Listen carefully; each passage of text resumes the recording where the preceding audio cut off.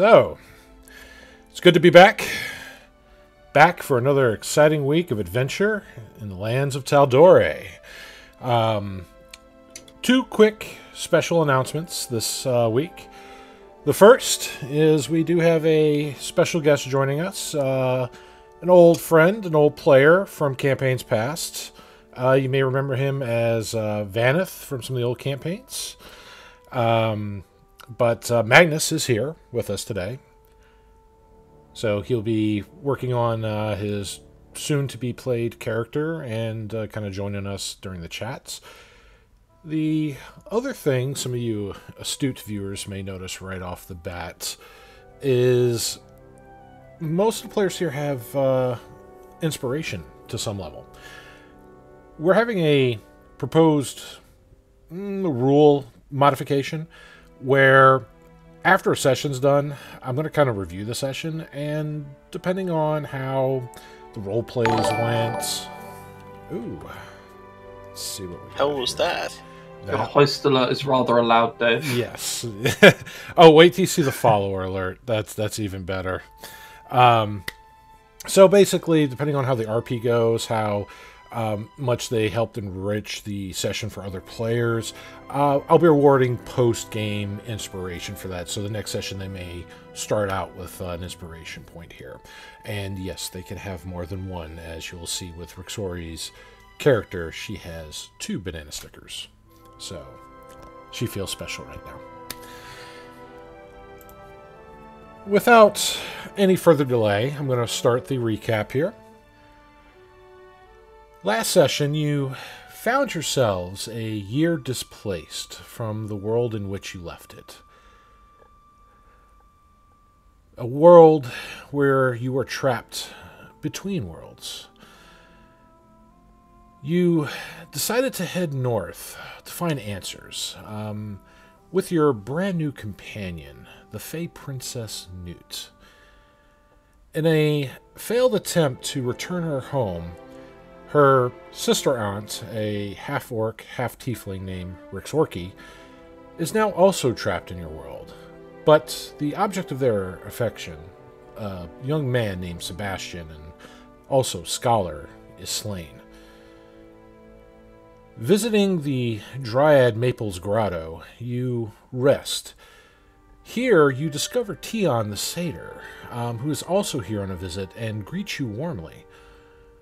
Having heard of your plight, the sprite Vivi suggested to go into the Feywild and speak with an Archfey Barasil, who could help both answer your questions as well as have a solution for the dead boy.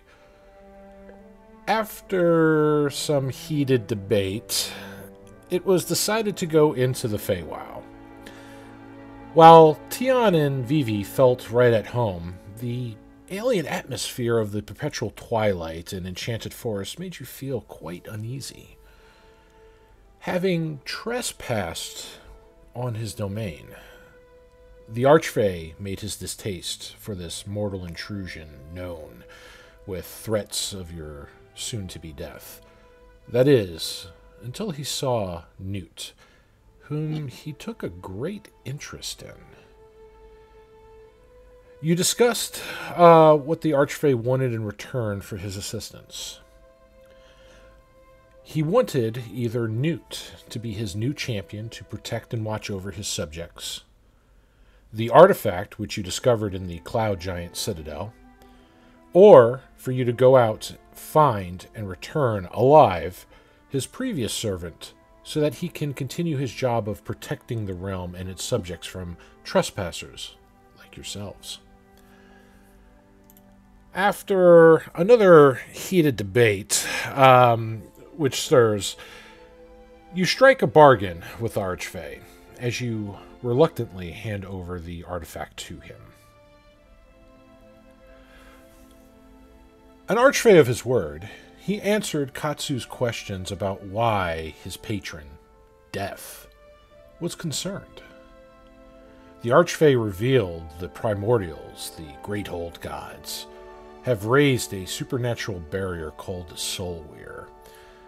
Similar to Exandria's divine gate, which prevented gods from entering the world, the soul wheel were trapped souls, preventing them from reaching their gods in their final rest, so that the great old ones can devour the souls and annihilate them entirely. The Archfey warned you of a sickness in those who have previously died before the soulware. Those who have died will gradually wane away until they are nothing but dust.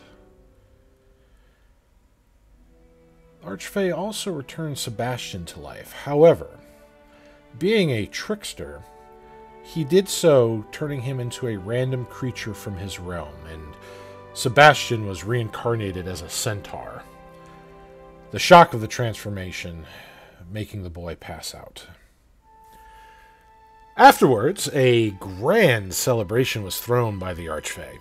Inhabitants of his realm joined in a monumentous feast, flowing wine and pleasure for those willing. Althea's previous bad experience with magics from other worlds still lingered fresh in her mind. She refrained from the gifts, much to her dismay. The rest of you either ate or drank from the feast, but Rixori did so to quite some excess. So much so that she also partook in some of the other activities, including a bonding ceremony intended for Newt and Rixorki. Several hours later, you all return back to Tal'Dorei. But you discover an unexpected side effect from the Feywild. Those not of Fey blood or ancestry were affected with a sort of memory loss, and Katsu, Rixorki, and Sebastian had no memory of the Feywild, or even why Sebastian was now suddenly a centaur. While waiting for the very inebriated Rixori to stop burning her clothes and stumble around camp naked, most of you tell the others what happened while Althea spent some quality time with her two honeys, Tion and Maple. The next morning, you continued your journey north. You found that the time spent in the Feywild took more than expected. In fact, it seemed about a week has passed in Tal'Dorei. But that wasn't the only shock. You find not only that the Timber Bastille is now gone, but now a new, stronger settlement had been established, and at its core, a trading hub called the Wild Leaf, which you discovered was operated by Lunaris, who is back from the dead. He is glad to see you, and had a proposition for his former troop. And this is where we're going to pick off. So, now, as briefly discussed by Lunaris, he is visibly ill and is seeking to go to Whitestone to try to help diagnose and maybe find a cure for what ails him. He has talked about other merchants and passerbys that have had similar afflictions, but nobody's really found a cure for it. His plight, however, is more than just a sickness. This hub is actually very important along the Feshran River, and he doesn't really trust some of the other higher-ups here to completely run this place. Most have their own agendas, and he feels that that would be for the worst. It would keep this place from being operated freely and in the best interest of the people. With that, he asked that you were to run the inn for about a 10-day or so. He doesn't expect his trip to take much longer than that. And in that time, you will be operating the Wildleaf Inn and helping secure some of the gates and fortifications of this place. Working with, but not overseeing the security. They're their own independent faction organization, if you would. he did promise to compensate you for this time. He knows that you are a busy mercenary troop, and while you are still trying to gather answers, it seemed like a nice opportunity to get some true relaxation while also gathering much needed information and making some easy coin on the side.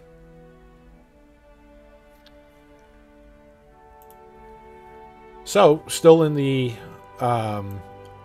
Wild Leaf, what would y'all like to do?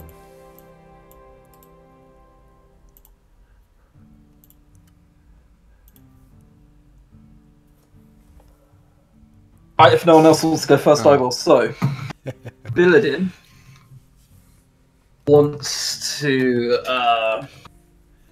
Right, he's going to find. I don't know. I presume there are like bards and street performers across this place.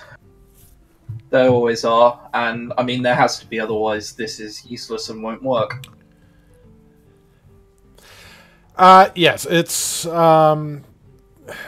there are minstrels currently here playing.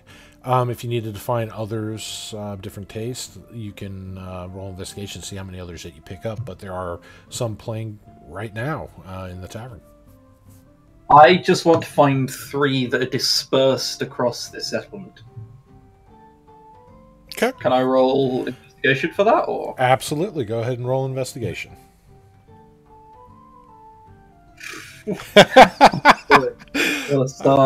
Wow, epic start. So, a nice 1 modified, mind you, to a 0. And so it begins. This is how the campaign ended. No. You start to go off to find some other minstrels outside of the inn. Now, the ones that are in, they're still here. You just want to find a few others besides here. Given kind of the time of night, some of the setup of the inn, you're not seeing really any still playing in the exterior market stalls. They've kind of packed up for the night. The outer gates have kind of been shut, or at least they're trying to close them out to keep traffic from going in the middle of the night. Basically, they're getting fortifications set up, so there's not a lot of bustling activity in streets, which is why you're having such a hard time finding one. So while Billadin is out searching for some minstrels, what is everybody else doing? Well, Althea, because of what, the revelations, like how much time has passed and this, that, and everything, is going to, you said there was no library in the city at the end of last session, didn't you? Yeah, there's no, there's no library, there's no church. Doesn't mean that you couldn't find a priest or maybe a scholar of some sorts, or maybe a merchant with maybe a small collection of books, but there's no dedicated structure of knowledge or worship in this town. Then what Althea is going to do, given what I need done, she is going to hunt up her own group of bards, not the same kind of group that Billadin's looking for. I'm looking for those storyteller bards, those been there, done that, got the t-shirt bards. The collectors of legends and lore type bards. Okay. All right, so this is turning into a bard's tale, so why don't you roll investigation? The ones that are in the inn right now, they seem to be the younger sort, trying to make a name for themselves, trying to spew out their poetries, trying to entertain, just trying to scrape a living. And you start to catch wind of a potential target for that. So there is a bard, or at least somebody that kind of meets your script. Somebody's a little seasoned, not so green around the collar here. And let's see. So this bard is an elven bard named Volodar. Hey, Voladar. Now, you haven't met him. You just heard of... They've kind of said, oh, yeah, we heard the person you look for his name, Voladar. He's around the settlement, somewhere here. And people Okay, I didn't actually. Yeah, you're not up in his face just yet.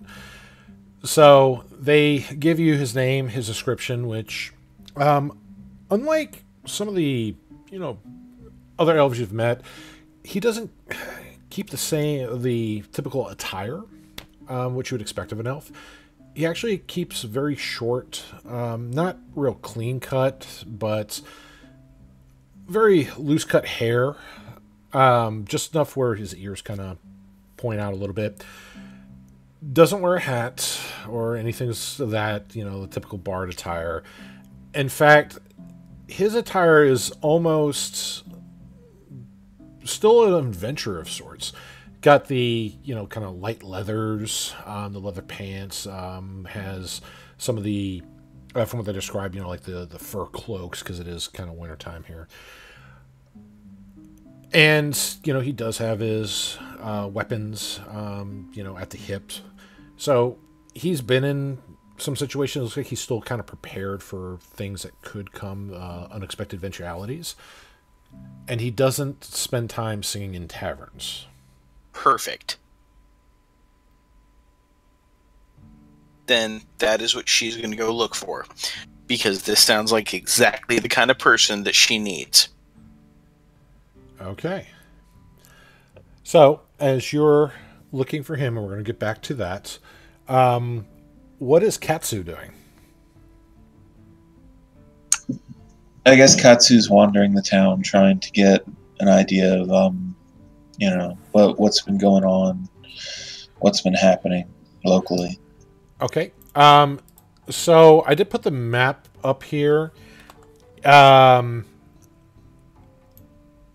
Let's see. Does any of you want the town map up for those wandering about?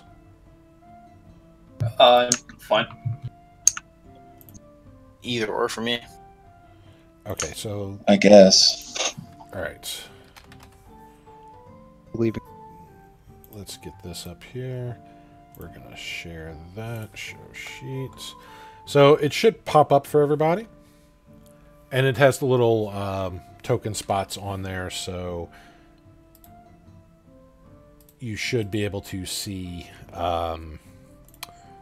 just hover over the areas that you have a question about, what they are.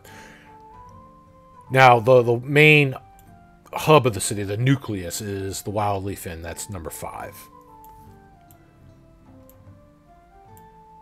So the only gates that are kind of being closed are the ones by number 1, the actual outer gate. Everything else is still open here, so as long as you're kind of in the city limits, you're fine.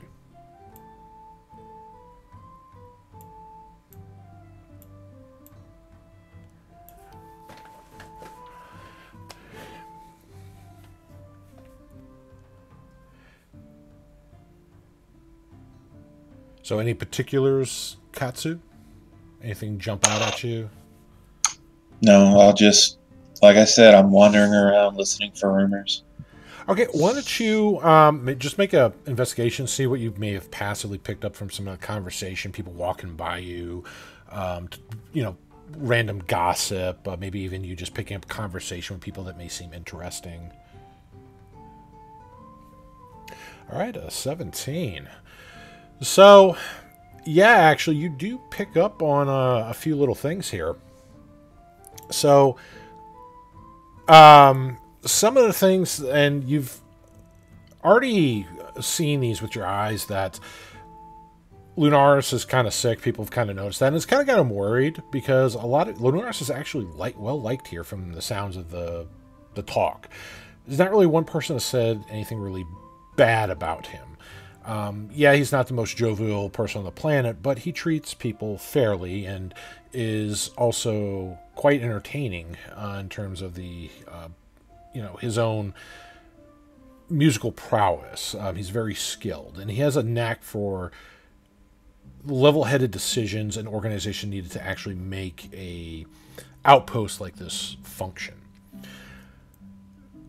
The most interesting things here, though, that you hear besides, how people kind of trust him, is that he does butt heads quite a bit with the main captain of the guards. And that captain is a human woman who goes by the name of Vingir. She is what's known as the senior sword. She commands quite a bit of the city guard here, the ones that you've met inside that Billidan was using some of his merc creds to kind of get some information from. They're not really hostile to you, but if she decides to be hostile, she has some leverage that she can throw at you. Okay. I guess I want to go talk to the captain of the guard now. Vigir, was it? Yes, Vingir. All right, so as you're going to look for the guard captain here of the swords. Whoa. I'm sorry. I'm muted. I thought I hit the mute button. I love it, man. I love it. Good to be back, huh? Great stuff, dudes. All right. Really sorry about that, Dave. Nope, that's okay. Rixori, you win the prize. Oh, God, do you win the prize? Since you're the last one at the Wild Leaf. Lunaris. Make you cake. Yeah, Lunaris basically goes over some of the duties that are going to be needed to be done, what he has to do. So one of the things that he has is he's actually entrusted with some of the master keys for the settlement. And these keys help ensure that the gates, both the outer and inner doors, can be locked. And this is kind of, again, to ensure the safety for business negotiations, trade. He also handles logistical preparations, and all this has to remain secure. When people come in and do, let's say magical item trading or, large deals with that, this is a nice neutral, safe place where they can do that. And he's got to make sure those items have a safe spot. Now, he has a cabinet in the office in the Wild Leaf Inn that has all the keys. Let's see. So, the main duty is just make sure everything gets locked up. Keep, don't lose the keys. Don't, make sure you don't give the keys out. That's like your primary focus with that. Other than that, try to keep the inn in one condition, just keep it running. A lot of people come here for safety, to do business. The guard don't really have authority over here other than security or to break up fights. That's their police work. Otherwise, they don't really control this establishment. That's Lunaris's, that's one of his main duties.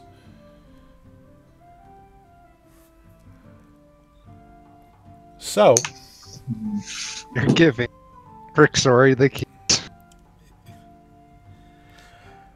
And Newt and Rixorki's already kind of starting to find a spot and pulling out her alchemical jug and just drinking as much beer as she wants. Newt, again, not sure where she got a hold of this sweet roll, but she is munching on snacks and sweets. And just kind of like wide-eyed looking at everything, listening to the minstrel. She just kind of sits up, cross-legged, like a little Indian style, and just like, ooh, just listening to them play.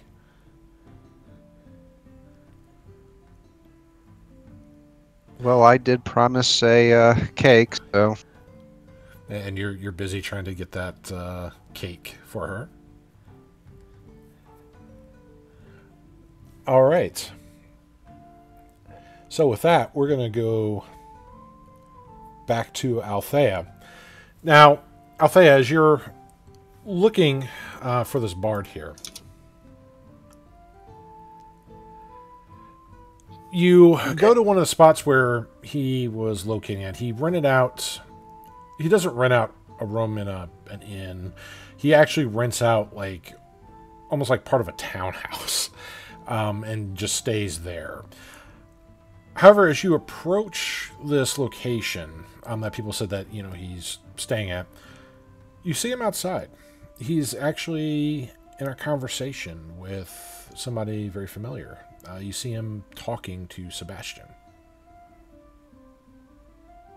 Althea will politely keep her distance while the two talk. She's not exactly the most subtle of appearing people, so they probably know she's there. But she doesn't want to intrude in this case until she's invited, because Sebastian's going through enough hell as it is. Yeah, no, they don't notice. Nope. Okay. She will... She will approach then, still trying to keep a respectful distance, and she's just going to politely clear her throat. And when she does this, you see them both kind of just, like, almost slightly startled, but not for too long. It's just a real quick, like, oh, unexpected. And Sebastian looks at you and he's like, oh, hi. And Volodar looks over towards you. Dressed as was described, it looks like if he just arrived today, he hasn't had a chance really to change out of his travel gear. I apologize for interrupting. I was trying not to. I was wondering if after your conversation is complete there, if I might be able to have a word, please. Well, Sebastian will talk more, but I do wish you the well in your condition. And Sebastian just kind of nods and just walks off sullenly. Well, you now have my ear, and what can Volodar do for you? Well, Volodar, I would like to hire you to help me track down some information. I'm the popular one today. Well, what kind of information are you looking for? Are you needing tracked down? Does an enchanted short sword with the name Harmony ring any bells with you from your travels? The fabled twin blades. Believe its brother blade was Discord? She'll draw Discord forth. Right here. And, you know, as you draw Discord, it lights up the area with its always illuminating blade, and Discord speaks into your head. I was wondering when you're going to let me out of that thing. It's stuffy in there. Many apologies there, Discord. Talking to a gentleman to hopefully find your sister.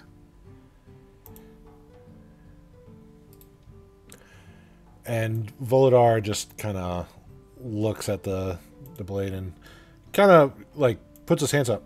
May I? Hold on. Is that alright, Discord?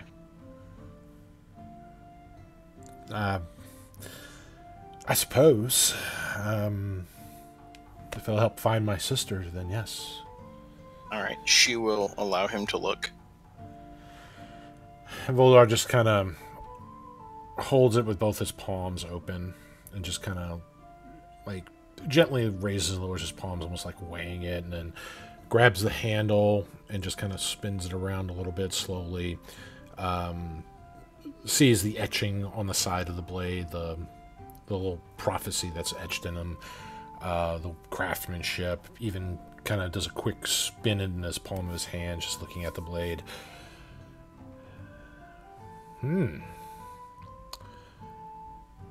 Well, if this isn't the real Discord, this is a very, very good fake. Well, given the fact that it talks in my head when I hold it, I'm thinking it's the real deal. Oh, it speaks to you, so... Should I be calling you the Chosen One, then? Warrior of Prophecy? You can call me Althea for now. We'll worry about the rest later. Yes, did the blade also tell you what happened to the last 3 wielders of prophecy? Well, from my understanding, the last wielder that I know of got crushed under rocks. Well, yeah, the last wielder tried to go head on to free the drow from their madness and was never seen again. I suppose, for whatever reason, you were in the deep dark. You were lucky enough to find the blade. So it obviously chose you for a reason. Try not to let us all down. I'll try not to. Though also I should point out, from my understanding, I believe Discord's a he. Although I'm not really sure. Well, you know, gender is not a physical thing anyway, so... Anyhow, I'm trying to track down where Discord's sister is. And for that, I either need a lot of research time and a library, or someone who already tracks down legends as a matter of course. And judging from the looks of you, you've collected more than your fair share of adventures, considering you seem to know more about this blade than I do. Yes, So, I've how would... seen my fair share. So how much would it cost me to have you help me track down leads as to where to find the sister blade?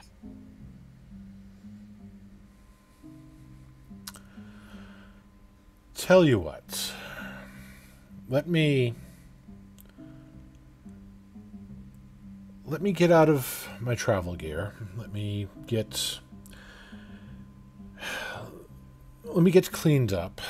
I've just recently arrived in the Wild Leaf. And let's say that we discuss that maybe over dinner tomorrow? Sounds fine to me. You can find me in the local tavern where we're staying. Well, Lady Althea, I will see you there. And he just does a I'm little... no lady. He does like a Hopefully little curtsy, like a little dab, if you were. I'm no lady, and from the way you're talking, you might be able to find that out for yourself. Does he hand Discord back, by the way? Yes, yeah, he presents. She ain't back. leaving without her sword.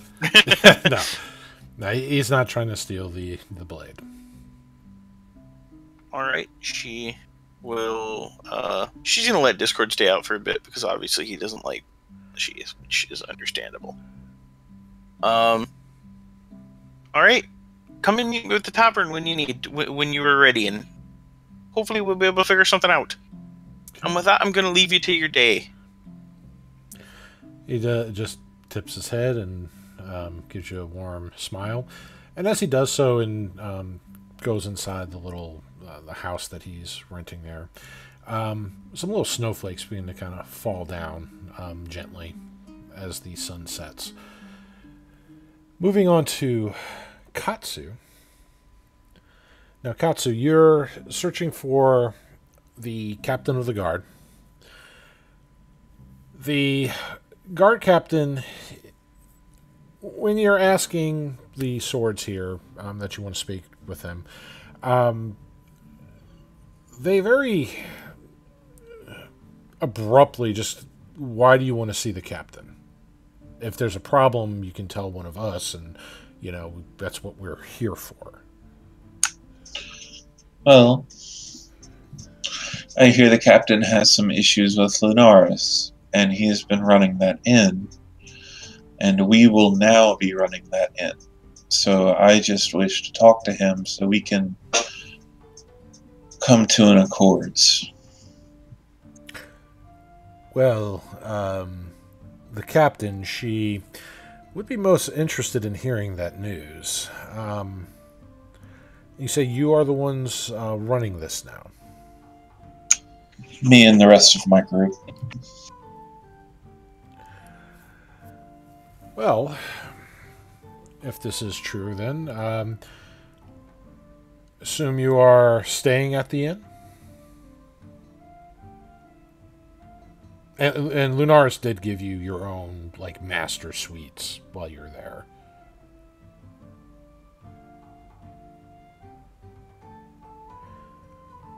So he just, well, I'll tell her to come see you. And you said your name was Katsu.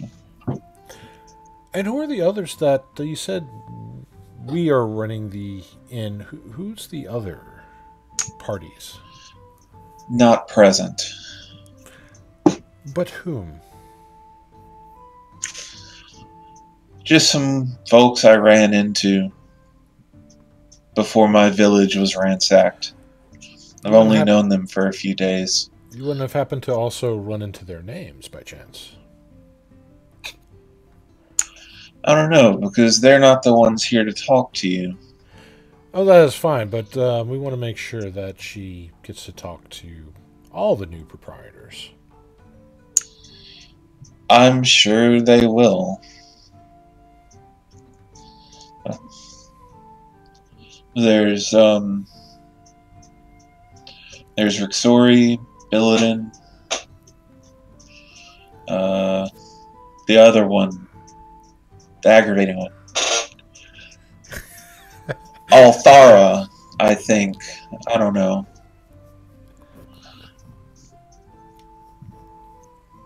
Okay. She's probably having sex with someone in the town right now. And some of the other guards, like, kind of chuckle and, you know, they just start almost like they're trying to hold back a little bit of jokes or laughing. You think it's funny, but whilst I you're dragging our wouldn't put it name through past her. the dirt, do you also want to mention that Billidan's a serious flasher, or, like... Can't get too much worse. Well, that's actually Rixori's job. I mean, she did burn all her clothes off last session. And... In defense of him, he's not wrong. I don't know. Ever since he's met Althea, everywhere they went, she's tried to fuck someone. Not in Every the other single dimension. time. We didn't have any sex in the other dimension. In either of the other dimensions. Oh, forgive me. You didn't try to seduce the Archfey god. That was one dimension. She also didn't have sex. She didn't try to seduce the kobold. Should we write down all of our problems, just so, like, the guards have it on one piece of paper so they know them at once?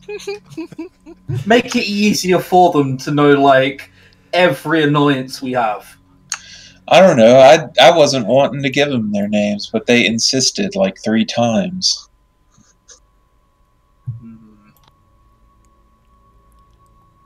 I didn't want to drag y'all into this.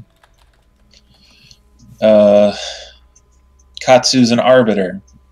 He's in his element, talking to people and smoothing things out. He didn't want any other variables.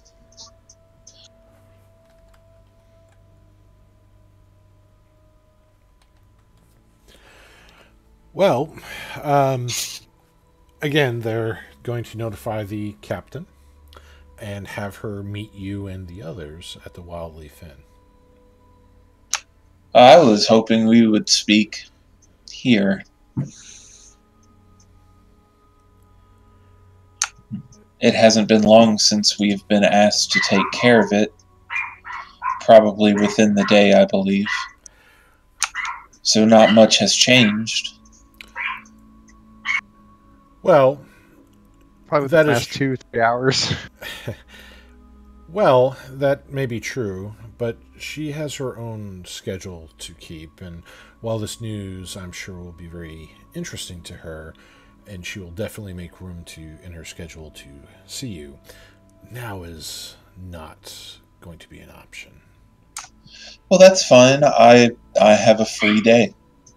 I can wait. Okay, and as you say that, the snowfall starts to kind of drift down outside. All right, Billidan, since you weren't able to find any of the other bards in the community outside of the inn, what are you doing right now? Right, well, I'm going to have to go back to the inn and look for a minstrel who is performing and have a chat with them. Okay. So there's a little halfling minstrel.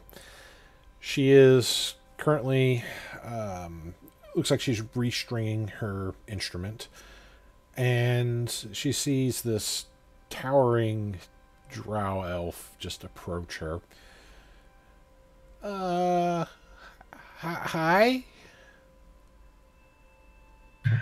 Hello there. I have a special request. Do you do special requests? Sure. What did you want to hear played? I need you to play a specific song that I've written intermittently over the next few days and whenever I happen to be around. Is that something you can do? Sure. How much are we talking to play these requests? It's one song. It's one song. Wrong song repeatedly every so often. Yes.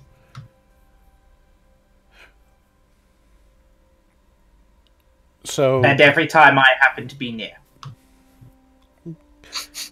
Okay. Are you breaking up your own fucking theme music? Oh, you wait till you hear what I've written. Okay.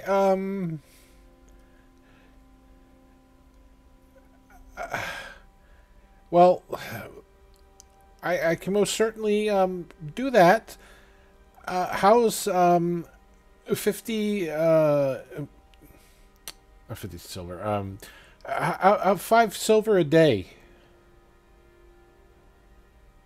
5 silver a day? That's completely fine. Yes. Okay. If you have any other minstrel friends who also need the money, they can contact me. Same deal. 5 silver a day. Okay. Okay. And Newt's like, I could sing.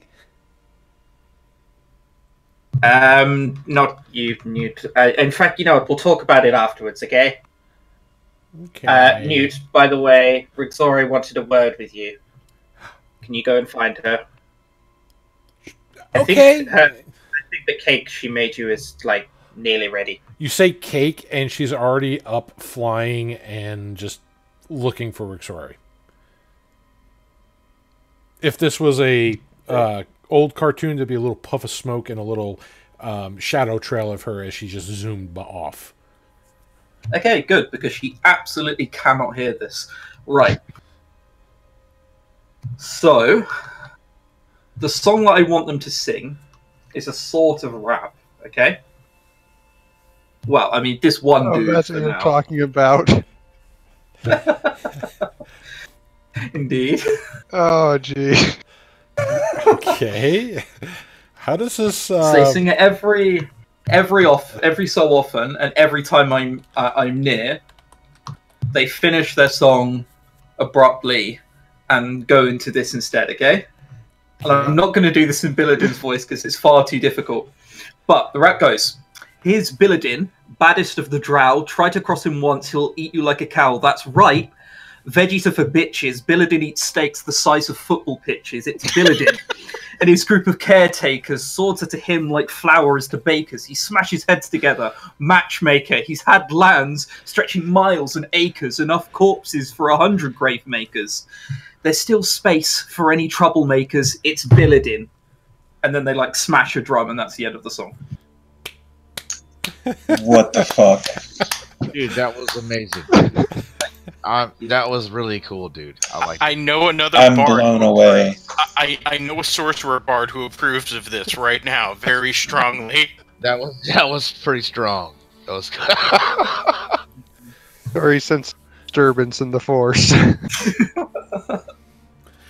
All right, so she, you tell her that she kind of, if you don't give her the sheet, she kind of copies it down and takes little notes like, where she would need to make it sound the way you want it to sound with her instrument. And but she nods and you were both in accord. She's excited because she now has a paying gig, and she can still kind of work her other things while working in your tunes as well. So she's happy. Okay, so every time I'm near, you play, obviously within reason. If I'm in an inn for about an hour, then I'd rather not you just play the song and repeat. Once or twice I'll do. Any other minstrels around that tell them it as well. Same deal, they can come to me, I'll give them the money on the spot. Is that clear? Crystal! And then she starts playing the rap. Since you're Okay. near her at an inn. I want to hear Dave do that rap in that voice. Let me think about that. No.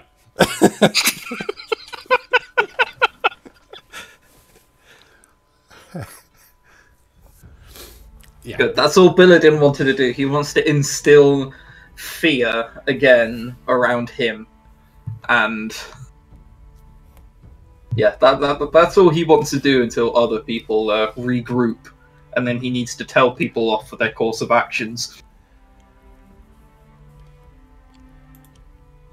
Fair enough. All right, so Rick's Rory, you've been given instructions from Lunaris, who's already kind of packing up to leave on his journey, while trying to get the cake ready, and out comes Newt just running towards you, and her eyes are just wide like, cake, cake, cake! It's almost ready, dear. I'll wait! But you have to go get your sister and Sebastian to share it with. Cakes are best with friends, right? Okay, okay. And she just, like, thinks for a second, and she flies off, and you see her go out to Rixorki, who's at the bar just drinking from this alchemy jug. And she's kind of pounding it down, the gallons of beer that come out of this thing. In fact, she's doing so much for, like, the beer's, like, spilling down her chin and, the front of her little fur armor and such. Some of the other guys in the room were like, wow, she is packing down the ale. And then they just watch her keep packing down the ale. And some of them are, like, lining up next to her like, hey, can I buy you a drink? Or, hopefully she'll get inebriated enough or maybe she'll talk to them. But in true Rixorki fashion, she ignores them and continues drinking her beer. Newt flies out of the inn at breakneck speeds, knocking somebody over as they try to enter the establishment. And you just hear, sorry! And she's looking for Sebastian.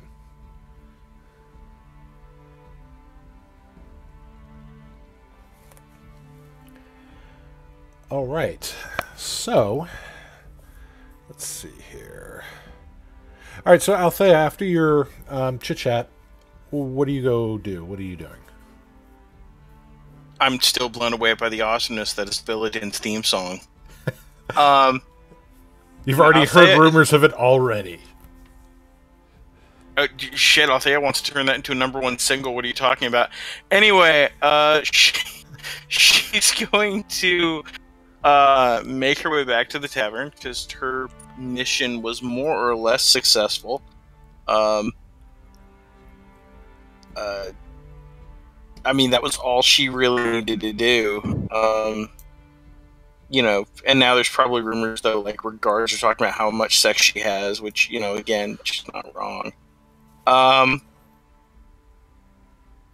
And that's,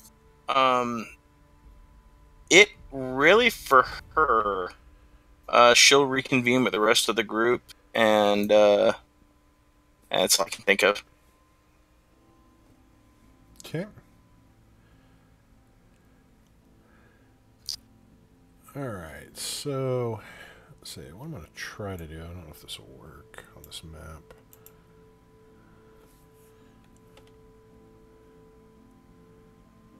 Try to put some location tokens for everybody. So I was so expecting, like, Billiton to come out with some Shaft. And, I was too with that. and instead he turned into, like, Eminem. So... I'm still not 6 seeing a years problem. of being so 6 years of being an entertainer will do to you. You just have crazy ideas and you go with them.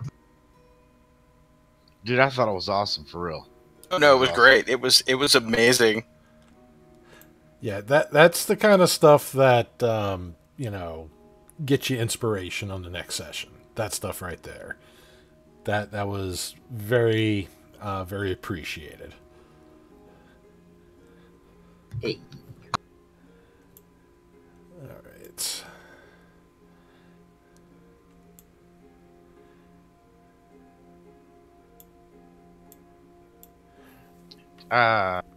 How do I load a picture into the Fantasy Grounds? You pretty much just if you go to your what was it? I don't think it was it tokens? It's a little different for me as a DM here.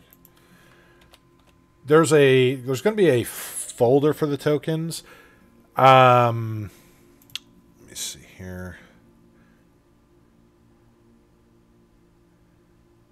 Top up.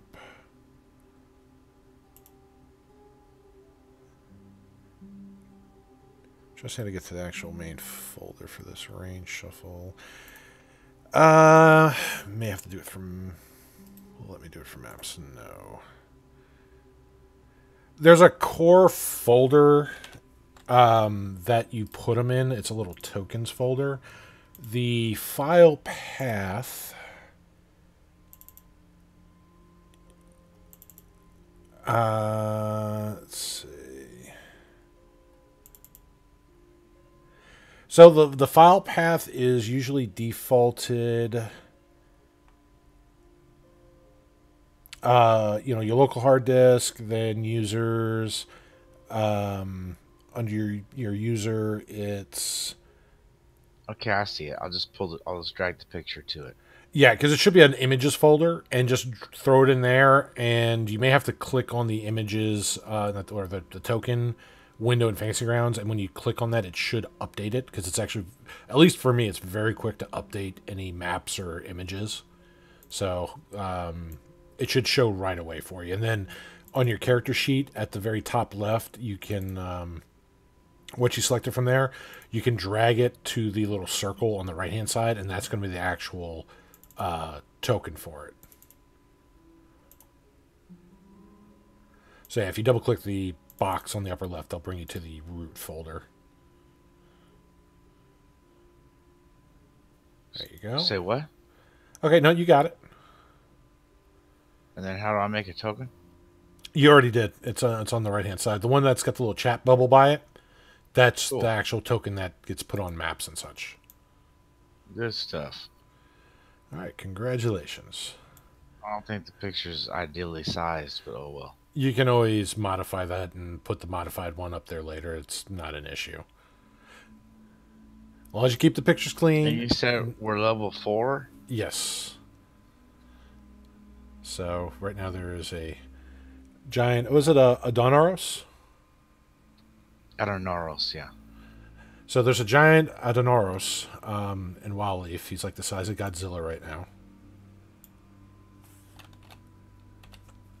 What is that? That would be your token. It's not that big, Dave, is it? No, well, it's because there's no grid on here. It throws it up. I have to shrink it down. Oh. Otherwise, it will snap to the grid about 80% of the actual grid square. So, anyway, you're there though. So you have a little token representation on the map. Cool. Let's see. Don't have tokens for everybody else though. All right. Let's see where we're at. All right, Katsu's. What's the XP total? XP total is. I'm gonna use Althea here. 4560. Next level is 6500. And how do we level up our dude? Just Drag and drop the classes into the class and level line on the main tab, and it adds a class level instantly.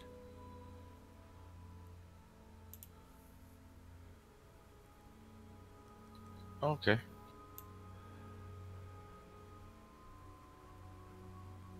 Yeah, it's really neat with that.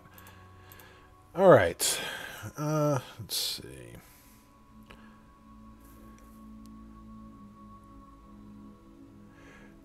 All right, so Katsu, you're waiting out as the snow falls,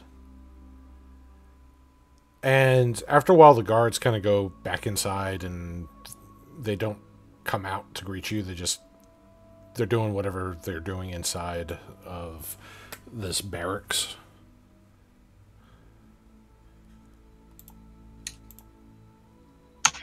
All right. I said I'll wait. I'm gonna wait.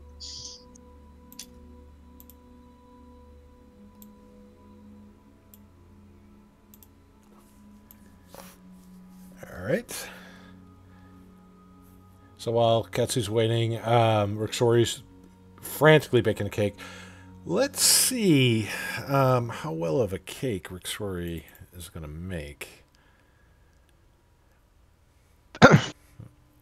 Backup plan. Hire someone to do it. You're having somebody else make the cake? First plan is she's going to try to make the cake. And the second plan is, oh, hey, look at that stall. You got any nice bakery goods? All right, let's see. What would actually be the best?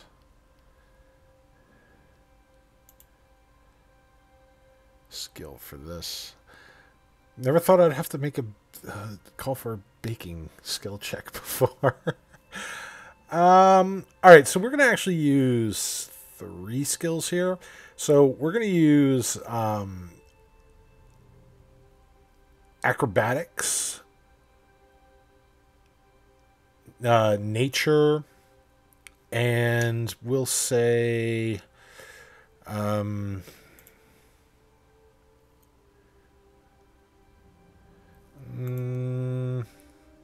not really going to fit for that one.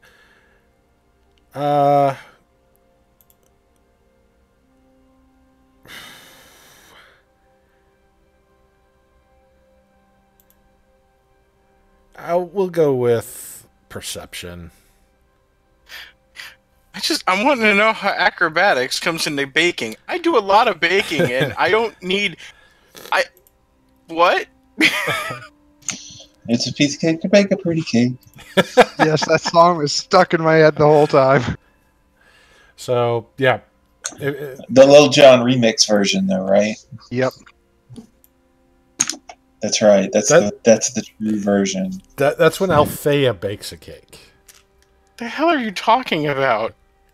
After the game, we're going to have a link for you. Yeah. Oh, Yeah. God. All right. Yes, Well, indeed. I'll link it. forgot to take enhance ability, so Well, Guess I'll guidance first check. Pray for the other two. I'm going to step away for a minute. I shall return.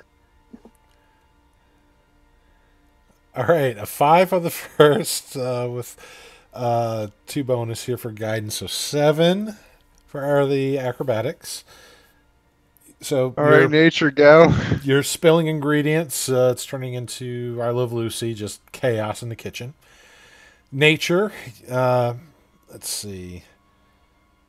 You have a 10 on that, so just trying to pull the right things to salvage the concoction that you're trying to bake. And last but not least, All right, I'm buying a cake.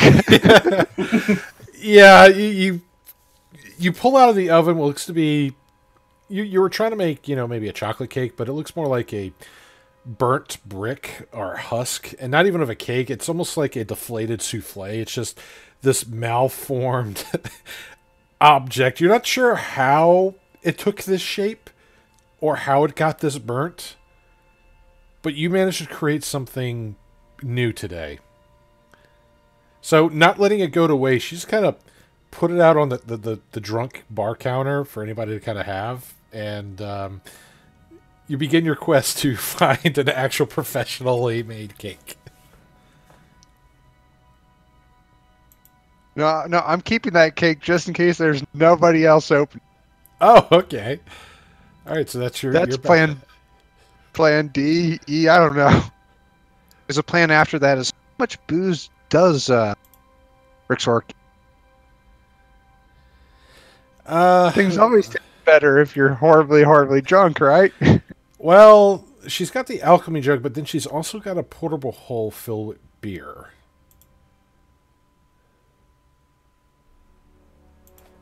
That'll do. Let's see. I forgot how many gallons that makes. Is there a bug with the spell slots? Because it's like, it looks like too many. Not that I'm aware of. I'm not sure what you've selected. Let's see. There it says mode. Go to preparation. Plug in spell slots.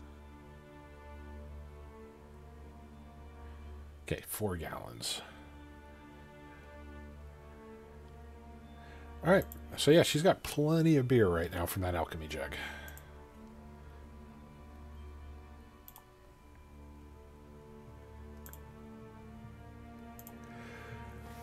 All right, so Rixori's panicking here. Why don't you go make an investigation, see if you can find a vendor who may have not picked up all their wares yet or may still be open, because it is late in the day.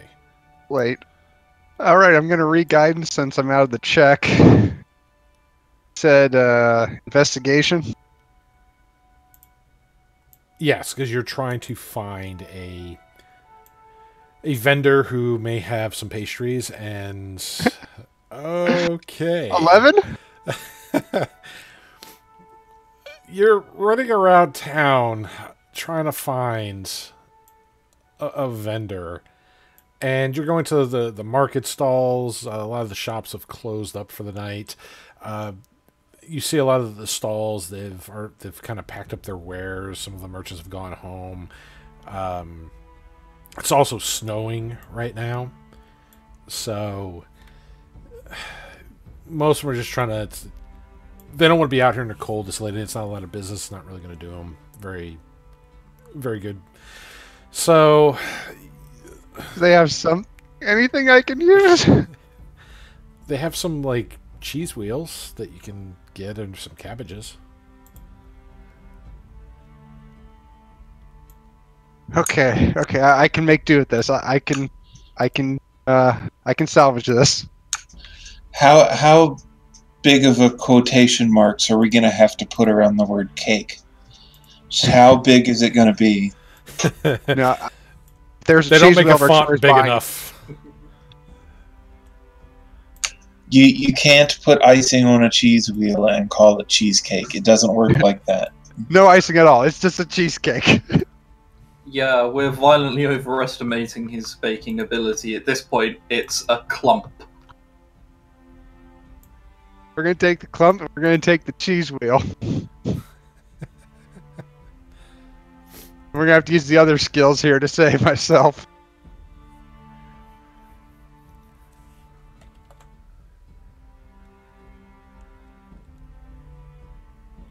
All right. So, for the whole wheel of cheese that you're going to purchase here, you're going to charge you 2 silver pieces for it. Silver is theirs. They just toss the coins at him, grab the cheese wheel, and like a little tiny elven linebacker, you are running through the market stalls.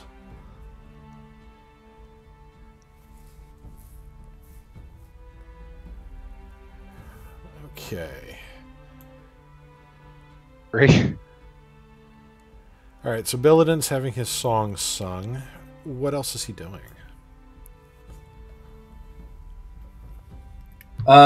Standing around looking menacing. I did just direct Newt towards Rixori, so I should probably find either one of the two. Well, yeah, you did direct her with that, and so as you go searching the wild leaf for both of them, the kitchen looks like it was a victim of a war crime. There's baking, cooking utensils, and various foodstuffs like tossed about.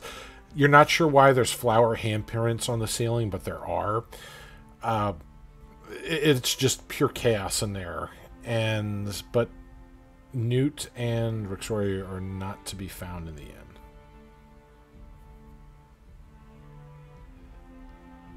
I guess I'll just sort of vaguely keep looking around.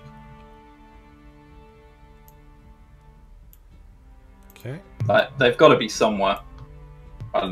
I realistically know that they're probably creating havoc in some way or form. By the evidence left in the kitchen, most definitely.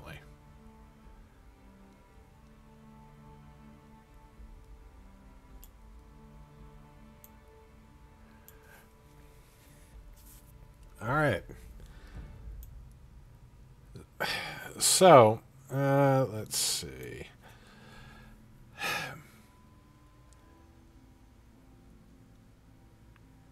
All right, a few hours pass. Katsu, the guard, have still not really come up to greet you or anything. In fact, you still hear kind of laughter from inside the barracks, and it's getting quite cold outside. I'll head back to the inn.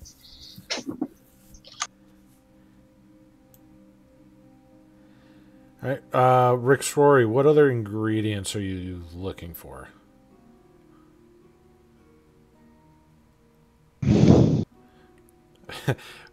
What are you gonna? Are you still gonna try to find some other? Okay, question: do I know that Rixori is making a cake? Did I know that, or did I just lie to Newt about something vague? She's mentioned mainly enough, like that she needs to get a cake, and she's tried to look in the other town, so they're about getting materials to make some sort of cake. Can I look for something in the wild that would make it look prettier? I'm not looking for anything that would necessarily enhance taste, just would make it not look like a clump of bricks. Not really, because they're not really letting people out of the main gate right now.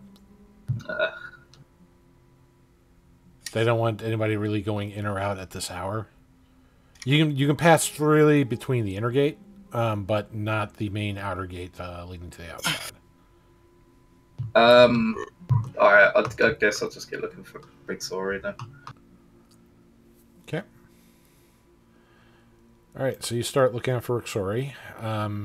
Let's see. I'm going to need some high quality booze.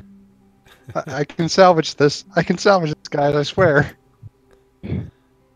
Remember, no one realizes quite how bad Christmas cake tastes because it's just got an absolute bucket load of brandy and sherry on it. What the hell is Christmas cake? It's like a brown mold food thing. Gotcha. Yeah, we're probably gonna go to the stable since Sebastian inside. Well, you don't know that he's at the stables.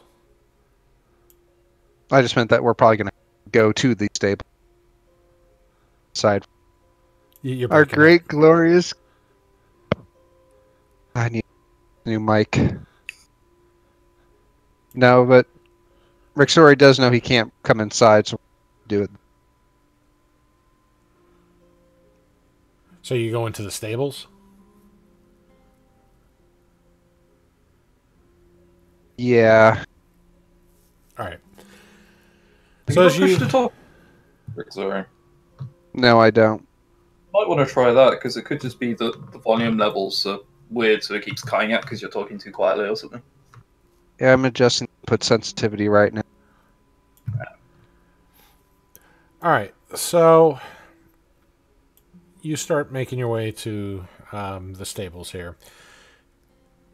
As you do so, it's, the doors are, slightly ajar here. You hear one of the stable hands here looks like they're making like horseshoes and stuff, just hammer banging on it. It resonates in the air. Much warmer inside, but also has that thick smell of, horse and just animal just fills the air. And the young man hammering the horseshoes just kind of looks up at you. Short cut black hair, just dirty face, sleeves all rolled up, has a little apron on, a little leather apron. Oh, didn't see you there, miss. How can I help you? It's kind of... You have a animal that needs stabling for the night?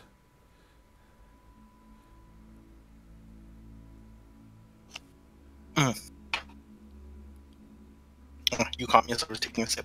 Not you. Talking about to Rixori. Oh, sorry. That's okay.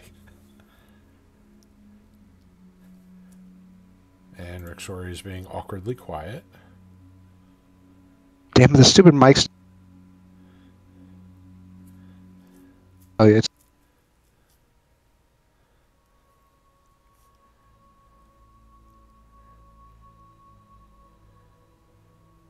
All right, we'll get back to Rixori here, who's having some issues here. Oh, she's typing. Good. Okay.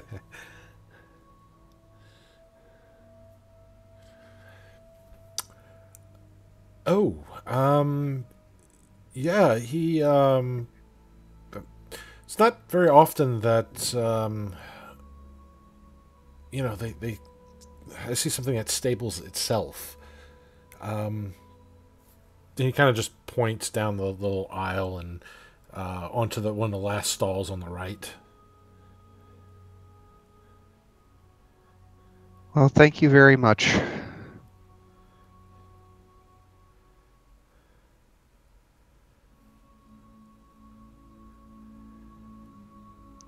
And Rixori is going to go down to the stall and try to make it as homely as possible for the poor, recently become centaur who's like her, basically a dead person walking. So, yeah, it's pretty much what you'd expect. Little bits of loose hay and straw as the bedding. There's a little water trough in here. They have looks like a little feeder bag that they would, put on the horses with the oats and everything. They do have like a little barred window in the back, just so the horses can't really stick their heads out and, get hurt, but they can get fresh air in there. And it's got the half stall doors there where, they can kind of lean their heads out. And some of them do as you kind of walk by, just like, oh, person, notice me. But other than that, the stalls are fairly private. The side walls are floor to ceiling.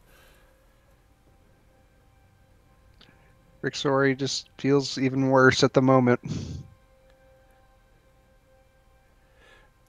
She's definitely discovering new smells.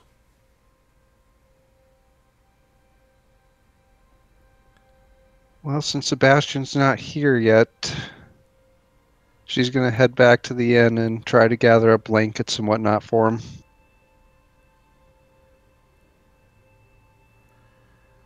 All right.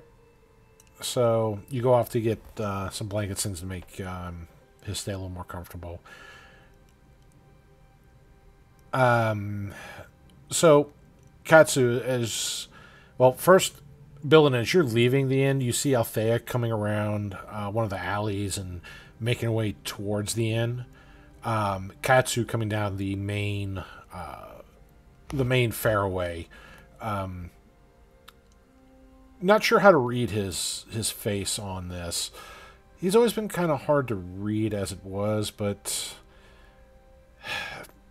this seems a little different than how you've normally seen him. Wait, who am I seeing? Althea coming around a corner, an alley, and Katsu walking down the main thoroughway with a peculiar look on his face. Right, okay. I only heard the first bit of that, so I was confused when you were calling Althea a he.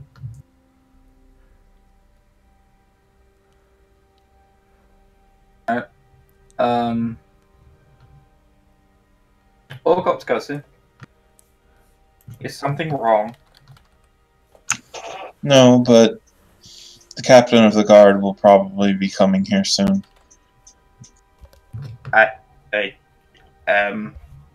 What?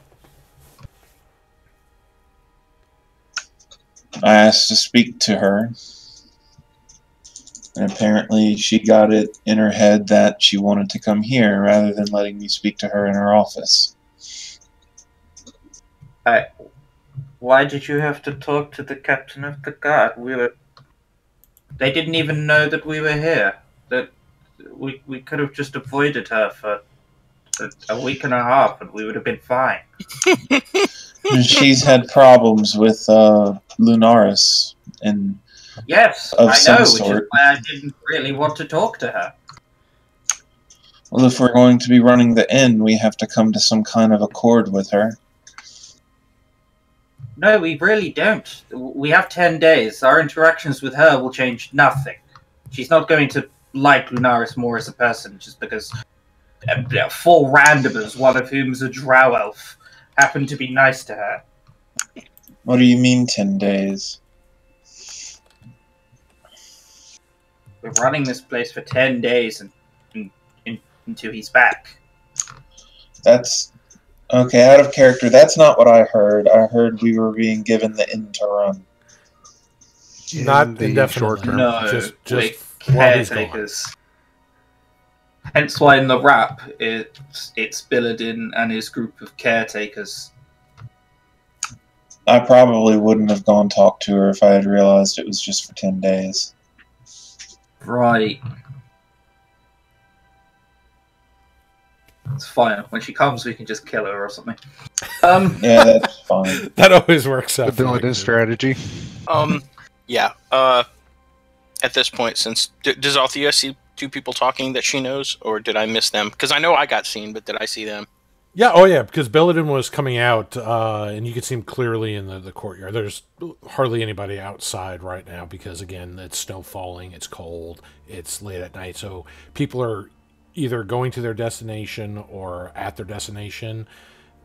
So you can easily see Billadin. He's not trying to hide. He contradicts the snowfall, so you can see him like a sore thumb.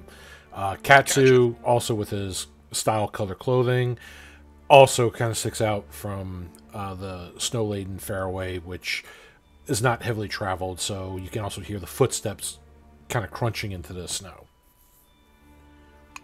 Right. She will walk up. Hey, Billadin! Any news in the city? Anything else that's going on? Anything we should be prepared for? Well, apparently the captain of the watch is coming over, so we'll just try and not annoy her and be done with her as soon as possible. We're only here for 10 days, so I'd rather not cause a scene. Well, I mean, you know, we didn't necessarily have problems with the captain of the guard before. It's only when we broke a rule or something. As long as we keep our noses clean, we should be fine. Yeah,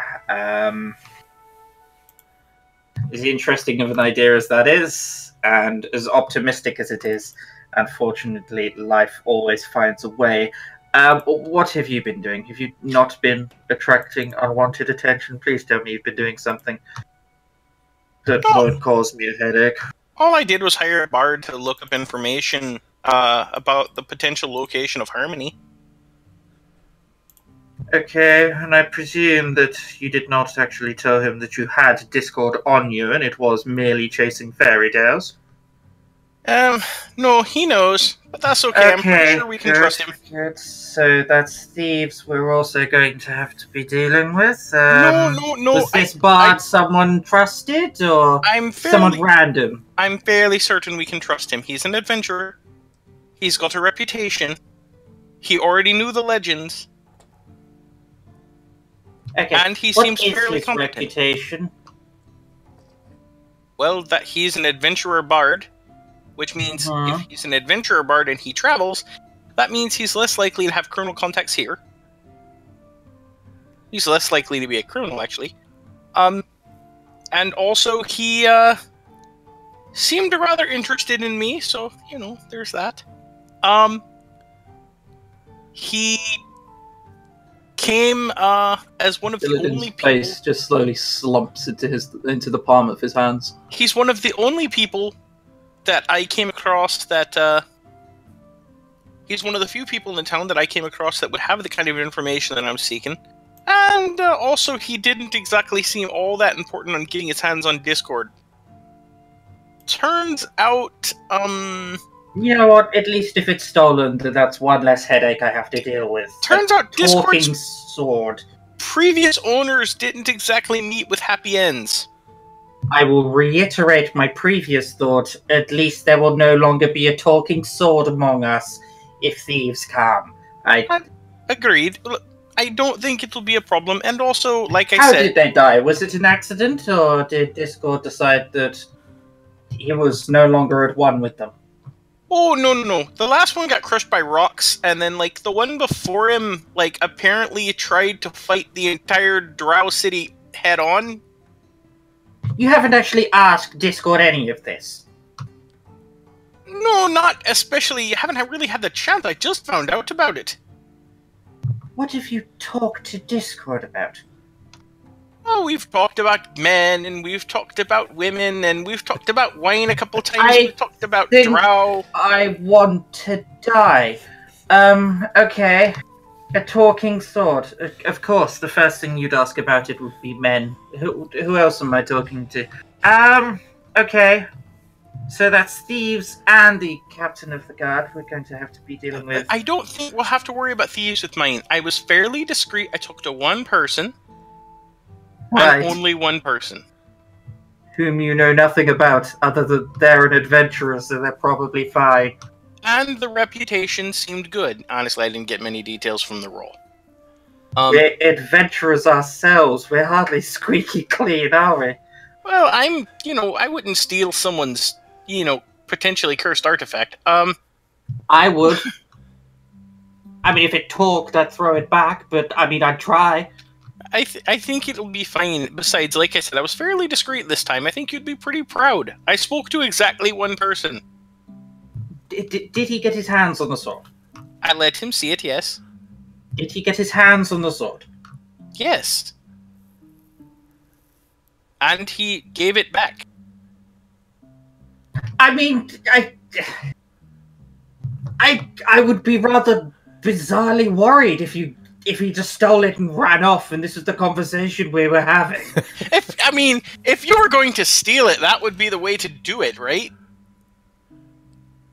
No.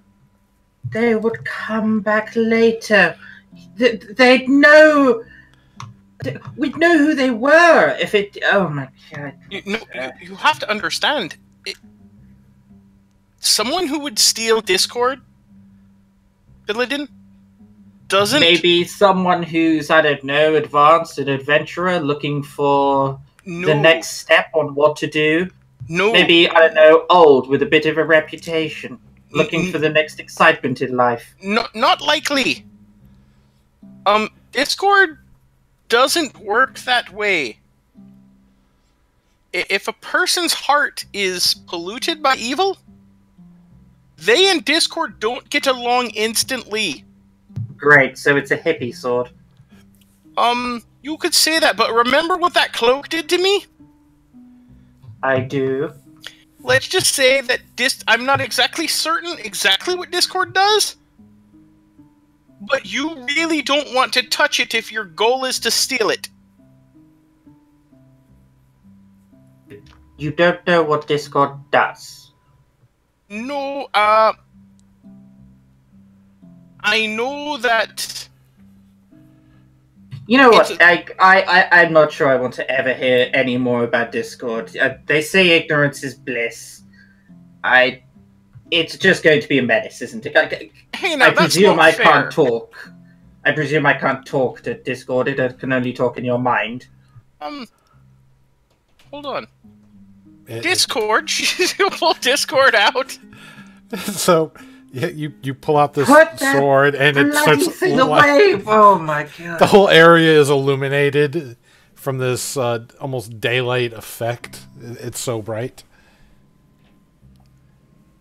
Discord, can you by chance talk to Billidan? Can he hear you? Is this you being discreet? There's no one else around. Oh my god, I dread to think what obvious would mean. In fact, I don't want to know what obvious would mean. I mean, Katsu is right there. Okay, can Discord talk to me? You're not hearing any voices in your head. I'm not hearing any voices in my head right now. Discord? Wakey wakey? Is it not talking to you either? It's not speaking right now, no. Okay, fine, then at least it's shy and knows when to shut up, unlike you. That's one relief off my mind. I mean, the glowing thing is going to be a bit of a problem if someone unsheaths it who's trying to steal it. It'll be a tiny bit of a clue, but I guess he knows when to shut up. Awesome. Okay, do any of you know where Exandria went? No, I'm gonna go to my room now. No, I don't. Okay. I don't know. Althea's gonna make sure... She's not gonna say this in front of Billidan yet. She's gonna make sure that this sword actually is Discord. Oh my god.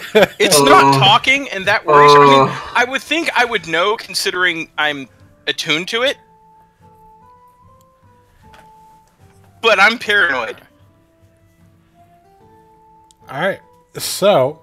All I want to do is just remind you, Althea, that magical swords that fucking glow are worth lots of money. Remember that before brandishing it so openly. And I'll walk off and look for Exandria. Yeah, she receives some and heads to check, just wondering why Discord decided all of a sudden to be fucking quiet. Alright, so... I'm also just going to talk out to you. I'm going to look for Exandria. Feel free to come along, but this is an inn. They serve alcohol. Feel free to indulge. And I walk off. Alright, so... Adonaros, it's nighttime. It's starting to snow. As you're looking to find a place to stay for the night, you've heard about this. Lodging. Right. You've heard about this Wild Leaf Inn. This is a very safe fortification, considering the area right now of northern Verdant Expanse. They are having a severe conflict with some local orc tribes. Apparently, somebody stole some skyrocks that they worshipped, and they've now declared war on the Elven nations. So, the previous settlement that was here was attacked and burnt to the ground. and this place has been risen up and has withstood the orcish hordes, and has done so quite well. The weather is cold and stuff. It's winter. Yes. So for simplicity, you could treat it as if it were, late December in like Minnesota. Okay. Now the trees stay evergreen. There's magical enchantments in the Verdant Expanse that keep the trees lush and healthy all year round, but they don't really prevent the weather from occurring. So it's still going to rain, it's still going to snow, but the plant life is still going to flourish all year round. All right. So this area has been recently plagued by a attack of some kind. Well, not recently. This place has stood up for quite a few months. It's started to build a reputation, and it's also drawn the eye of various people, various interest groups that want to establish a foothold here, because this is a prominent spot on the Feshrin River in the Northern Expanse. This is a river that leads very close to their capital of Singorn, also by some of their military encampments, such as the Shifting Keep, out to the main waters and beyond. So this is a very, very lucrative spot. It allows traders to come by boat straight up to this place. It allows people from the northern lands like Iman and Whitestone to make travels here. Allows Singorn to have this as a hub without them having to worry about anybody coming anywhere near their capital, which, if most people who weren't elves try to get near the capital, would pretty much be shot. So, because, they're very paranoid elves. So we're near the elven strongholds and whatnot. Yeah, you're in the main inhabited areas of the Expanse. The southern regions are kind of sparsely inhabited. They have their own issues going on, but here it's a lot of orcish tribes right now are just attacking. They're blaming the elves for their missing Skyrock that they worshipped. All right, perfect for my research into elven culture and all of that kind of stuff. Need a little hands-on experience. Now, so as you're, kind of looking down the fairway here, going to where you were told that the Wild Leaf Inn was located, you see this flying creature coming towards you. Never quite seen a creature like this before. She looks like she has a single solitary horn in the center of her forehead. Arcana check. All right, roll an Arcana check. How do I do that? All right, so on your character sheet, if you go to skills, there's going to be a little die icon that'll have like your bonus. You can either double click that and it'll auto roll it, or you can left click the die like the hand grab it and toss it into the chat box to simulate a die roll. Didn't really toss it. It kind of like dropped in there. Yeah, it'll still actually roll it, but those are the two ways to initiate that. With the mouse, anyway. All right, so looking at this creature, you're not quite sure what she is. She's very lithe. She's lightly dressed, just like loose clothing. Not really anything for this weather. And it shows a little bit. She does seem a little cold as she's flying around with these large fairy-like wings. And she sees you, and she's like, "Hey, you! Hi! What's your name?" I am Adonaros, and you are fascinating. What is your name? "I'm Princess Newt." Okay, Adonaros pulls a book from his backpack and begins taking notes. And she asks you, have you seen this horsey boy? I don't know who you're referring to. Would you mind if I sketched you for my research? Okay, but you haven't seen this horse boy?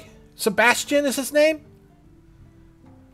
Are you asking of a boy that is part horse or that tends horses, or in what manner are you referring? He is a horse? Then no. What are you? I'm Princess Newt. No, that is your name. What are you? I've never even heard of a creature of your kind before. You're very unique. I think they said that's a diplomatic way to say strange, but you're different than anything I've ever encountered, so I'm curious as to what you are. My mama always said I was precious, precious like a unicorn and twice as special. Fascinating, interesting. And like she sees him like doing like these notes and stuff, and he keeps looking at her and then looking back into his book. Okay, well, if you see him, tell him Newt's looking, and Newt will be at the inn. And nice to meet you. Bye. And she goes flying off. Okay. You see her just kind of flutter up. She's looking around the town, and then quickly zooms in between buildings, searching around. What's her size?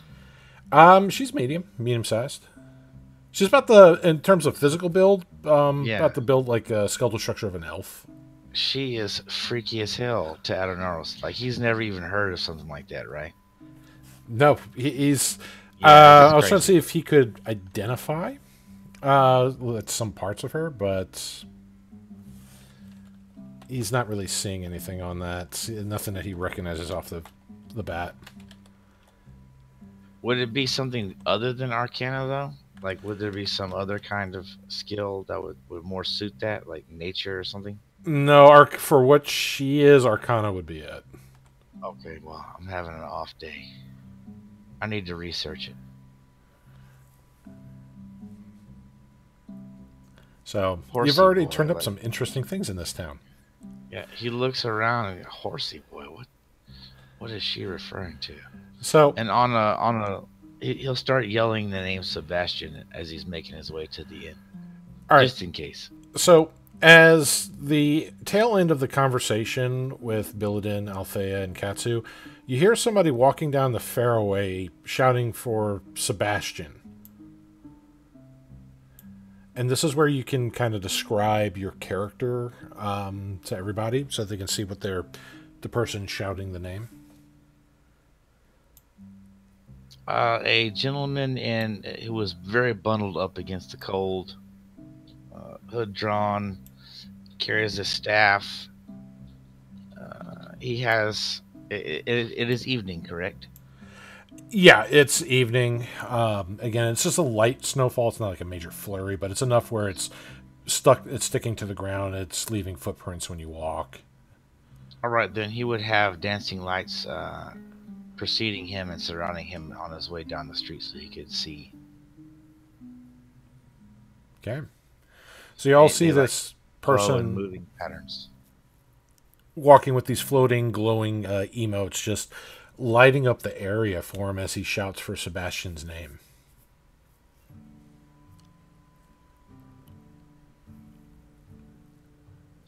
He's about 5'11", and you couldn't really discern much else other than, a slight build under copious amounts of clothing.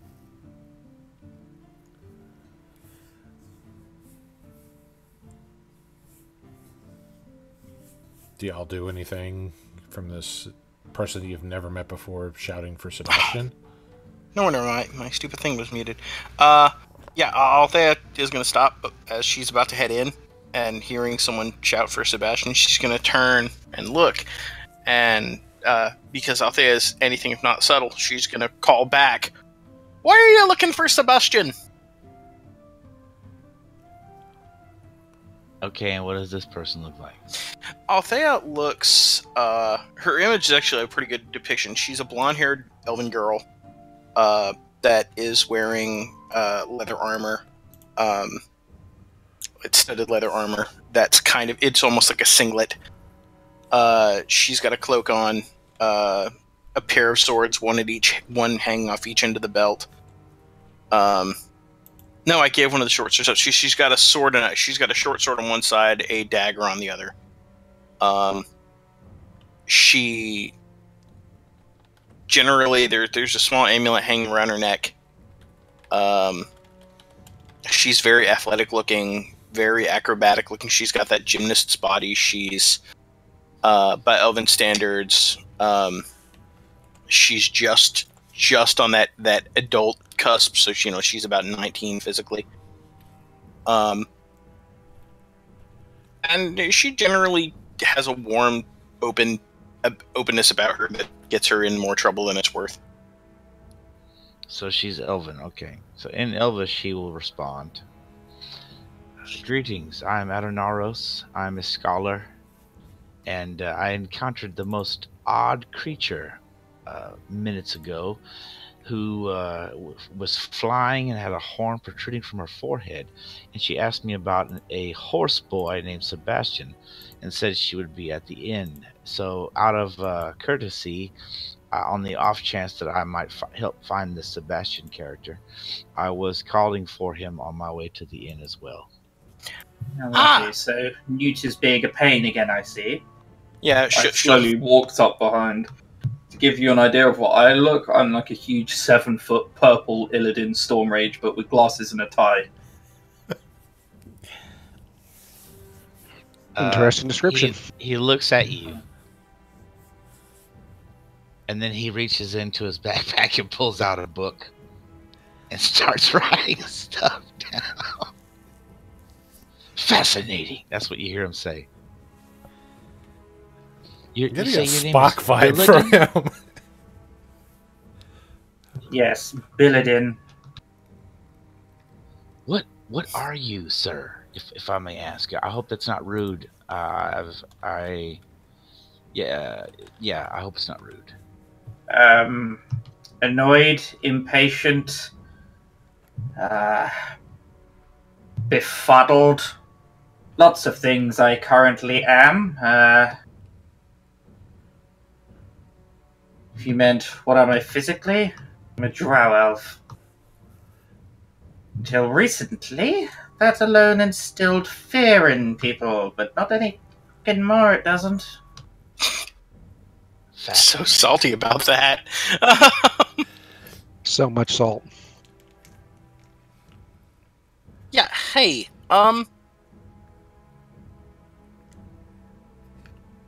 so already my journey is paying off. I'm documenting and learning as much as I can about this region and its peoples. As I said, I'm a scholar by trade, and knowledge is power. Indeed. That's what they told us at the old wizard's tower. Really, which tower did you study with? I studied at the High Elven Tower of Sorcery. Oh, fascinating. Perhaps you can, confirm some information I have read about that place. Yes, there's lots of sex that goes on. What? Billadin walks off. Billadin walks off. Going to go and look for the story. Katsu leaves too. I don't know, it's like drops his quill in the snow. And he's like, he gets flustered like sex. What does it have to do with wizardry? Well, you're crammed in the tower, right? And you're there, since you're a wee young one. So 100 years, right? And you spend 100 years and your entire formative teenage years in a small, cramped location with nothing but books and robes and stabs. In my case, some swords. And you start getting ideas. And there's not a lot of ways to relieve the tension. So excuse me, I'm becoming very uncomfortable with this conversation. If you'll forgive me, I must go. And he puts his book back and starts walking off. She's just gonna after he walks out, she's just gonna put her hand on Discord and because I know he can talk to her. She's holding it. Discord, I'm beginning to think maybe the Tower of High Sorcery is not atypical for other wizards. There's no response. All right, that's it. She's freaked out. She's going inside now to go figure out what the fuck's going on. Are we by the inn? Yes. Yeah. You're outside okay. the inn. All right, so he would, like, very uncomfortably move away from her and toward the entrance of the inn. Okay. So you kind of Go ahead. When he gets inside, he would prestidigitate the snow from his clothes and warm himself with magic. All right. And you do just that as you walk in the threshold. Althea is straight up going right by him and straight to her room because she needs to find out what the fuck's going on. This is not normal for Discord at all.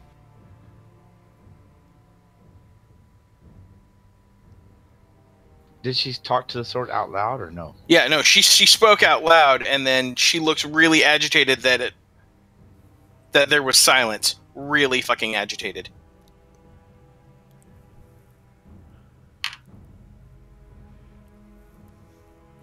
So yeah, you see Althea rush upstairs, going up to her chambers, not talking to anybody, even just bumping through some of the patrons that are walking back and forth. Some of the baristas get kind of spun around, trying not to spill their drinks, and they're like, "Hey, watch it!" And Althea just not even fazed by it, just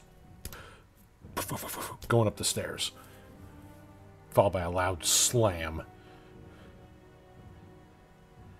Yeah, she's whipping out the spellbook to get an identify ritual off.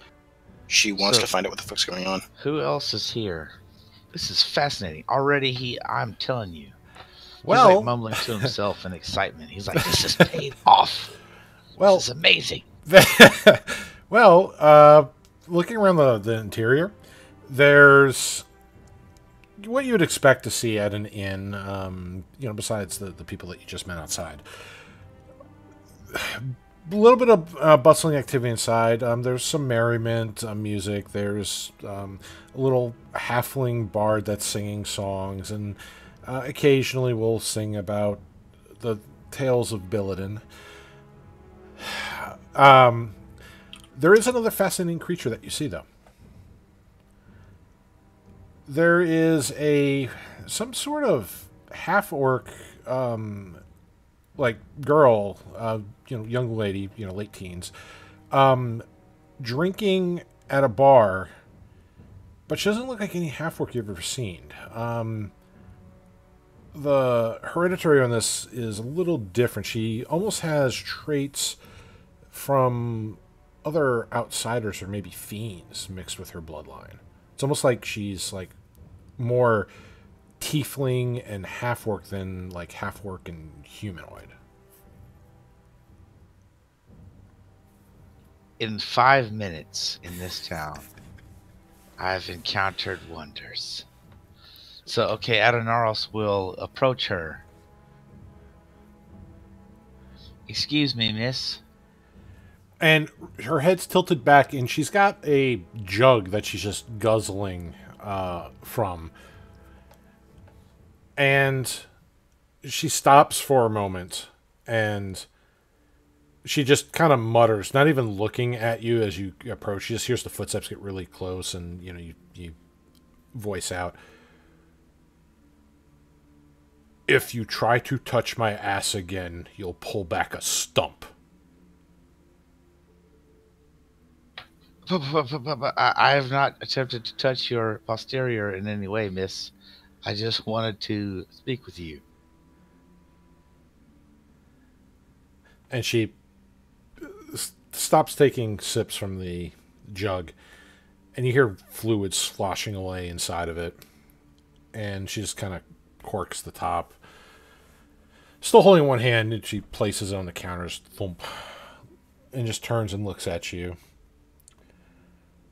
"Who are you?" Greetings, I am Adonaros, a scholar by trade, and I couldn't help but notice that you have some fascinating characteristics, if you don't mind my observation. I was wondering, what manner of person are you? You appear to be orcish in descent, but you also have some characteristics of a more otherworldly nature, and I've never encountered a being of your type before. And he pulls out his book and his quill.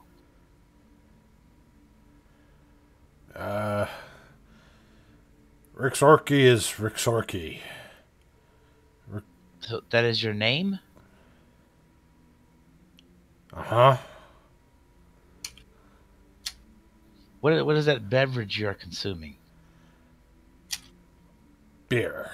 And she just pops the top and starts drinking from it again. You can make an Arcana check. Okay.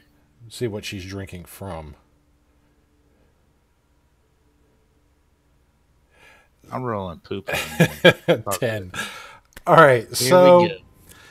yeah, as far as you can tell, it just looks like a decorated Big old clay jug of beer. jug. Yeah, and she's just drinking from it. From her kind of slight slurring of her words, a little bit of the redness in the eyes. She's probably been drinking for a little bit. All right, I will order some mulled cider. All right, so one of the baristas takes your order there and plops a little mug down and fills it up with the desired cider there. Excellent. I will press to digitate to heat it. Be 5 copper there, love. Okay. And she sees you do the little the heating of it with just a little wiggle of your fingers. Ah, ain't you a fancy one? And cute too. And she just kind of winks and goes back to her little other patrons there. Well, now that he's taken his hood down, he's a fairly young-looking human guy. Like one spot of facial hair right underneath his bottom lip. Like a little, one of those pointy-looking, decorative triangle-looking things. And a long shock of black hair.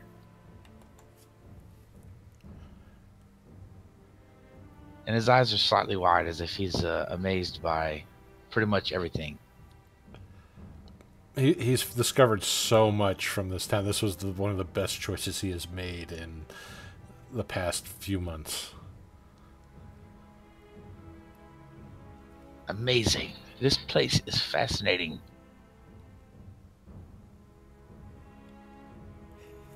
What was it? What's the name of this town?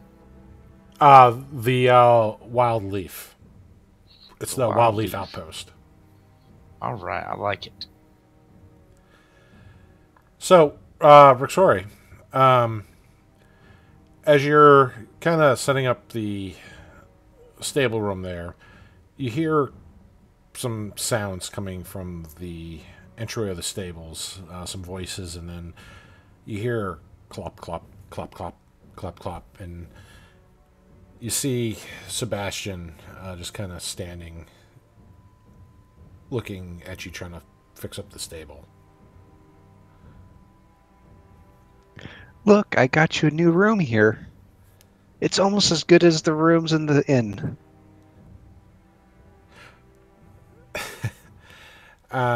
He just kind of smiles a little bit and just kind of says, lightly whispers, just, thank you.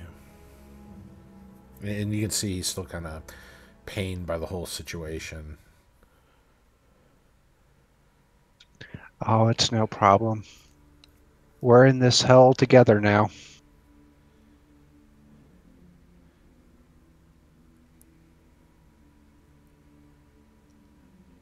He just kind of looks at you oddly with that. And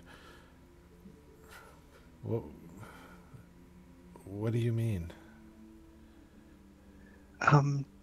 Newt's mother, what can you tell me about her? Are the stories true? It depends on what stories you've heard.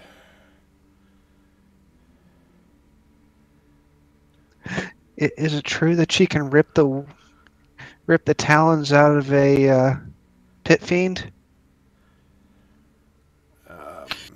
Not sure about talons, but she has severed other parts of a pit fiend from its body.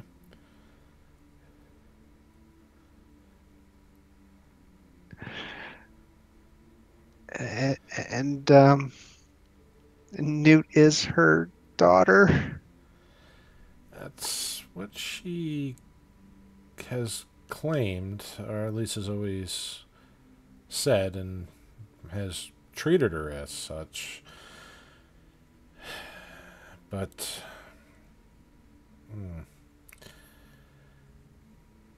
this is a rather unfortunate turn of events. He just kind of walks in the stable and just kind of plops down. And he just holds his head looking down, just... I really don't know what to make of all this. The only thing I do know is we need to get her home. We need to get them both home. I agree, and I assume you have an idea? Interdimensional travel is not exactly my specialty. Well, the problem... Alright. I'm not magically proficient. I know a lot of things of the arcane and other worlds. I never had the natural ability to alter the fabrics of reality like some of these other great beings can. We would definitely need such a person to assist, but what we were using to find Newt, to communicate with Newt, she had a gem, a very valuable gem. We were using this gem as a focus point to try to not only communicate with her, but to open a portal to this world. I don't have that gem. I don't know what happened to it. I woke up like this. Hey, you woke up with more legs than you started with. Some people would consider that a boon. He just kind of shakes his head, and you see him just close his eyes. He looks down at the ground. Not even human anymore. You know how awkward it is to just even go to the bathroom with this body? Rick Story turns bright red and goes, I hadn't thought about that.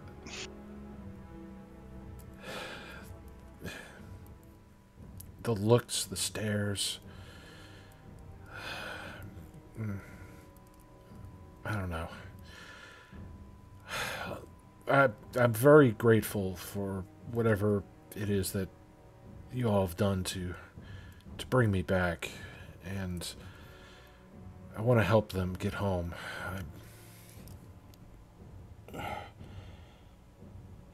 I just need a moment to think. It's still a lot to process. Oh, don't worry, I understand. Growing up as a half-elf in Singorn kind of teaches you about stairs and oh so lovely people. And you're probably not going to have much time to think. Newt's on her way, and I've got a cheesecake and something that a rare elven delicacy cake.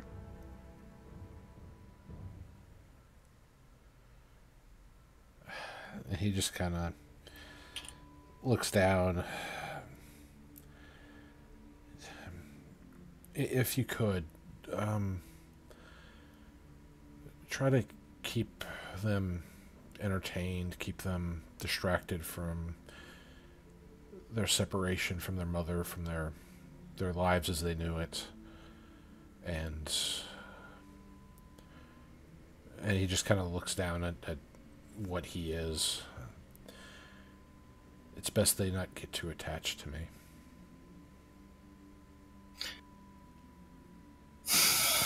Oh, don't say things like that. There's magics that can fix this. I know a great wizard who might be able to help. If you know of great wizards, if you can get me to a library, the more I know I can learn about your world, the better help I could be. Sure, I'll write him a letter in the morning. Until then, you gotta celebrate. We gotta have these cakes and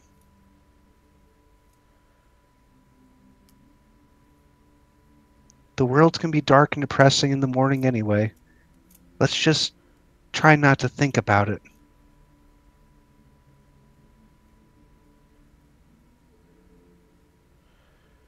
He just kind of looks around his stall and what he is, and he just kind of zones out for a little bit.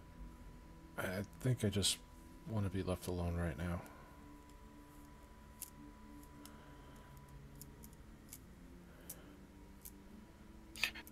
Sorry looks sad for a moment, then says, "Well, all right then. I'll leave you a piece of cake." And as you leave, and he just kind of, sorry. Thank you. Yes. It's no problem. So, what is Katsu doing back at the inn now? Well, he left the room when Althea started talking about sex again. Right. Well, He's he went waiting inside. He's waiting for the captain to come. Okay. So he's just sitting at a table, just watching the door, waiting for the captain, Vingir, to step inside, the senior sword master, as it were. Billidan's still kind of upset from what's been going on.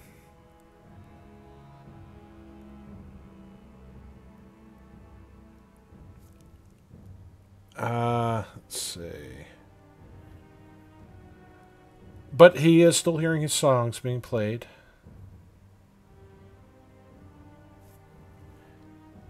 So I'm hearing this Billadin and all this kind of that song he made. I'm hearing that right. Yeah, from the little halfling girl. What in the hell? Okay. This place is crazy, man. I feel like I like start investing. Did I go through like a portal somewhere or something? Have I have I been translocated to a different dimension? This is unusual. Are you dreaming? You're not sure. I mean, as far as you know, you took the right roads. You've talked to the right people. Everything was fine. You walked into gate like everybody else, and then, oh dear Lord, you right away, creatures from other worlds or things that you've never seen before just start greeting you and flying off. This is the best trip that you've ever taken. Yeah, this is pretty amazing. Never saw the portal he stepped into accidentally. Yeah, that's what I'm saying. That's what he's worried about.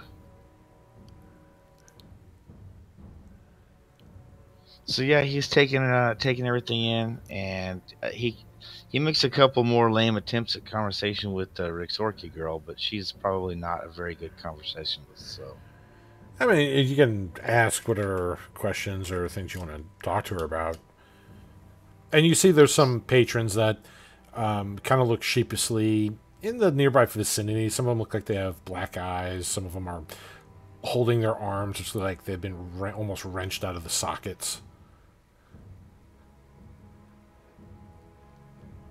Well, Is this a violent establishment? Are there fights here often? If you're asking her that, she just kind of shrugs like, oh. So what brings you here, Rixorki? And she kind of looks at the bar real quick, just over the whole tavern room. And she points to Billidan. And then she takes another swig from the alchemy jug. Okay, that like as I said, pretty much she's not a good conversationalist.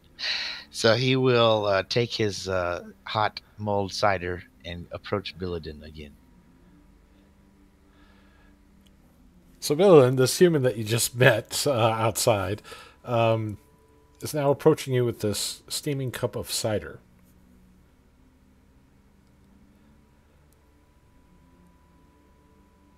Excuse me, Billidan, you said your name was, correct? Billidan is AFK. Yes. All right. So while Never mind. while he's Billidan just doesn't like to talk. Yeah, there's the awkward silence. Adonars is standing there, like a drawn out awkward silence. all right. Speaking of awkward silences, Althea and Discord. So Althea, you're casting Identify. Yes. Okay. So, as you cast Identify on the blade, and the magic reveals that it does not have the same magical energies that you. She's getting up immediately before it even gets even further than that. She's getting up immediately and rushing out. And she's not even going to stop. She's just going to yell out to. She's just going to yell out to any of her companions that are in the inn. Follow me now. And she's rushing right back to where she last saw that bard. She like runs down and says, "Follow me now," and then exits the inn. Yeah, pretty much. And she Sweet. looks Adonars will haul pissed. ass after her. She looks pissed. So, this is awesome. Already some adventure. Somebody is going to die.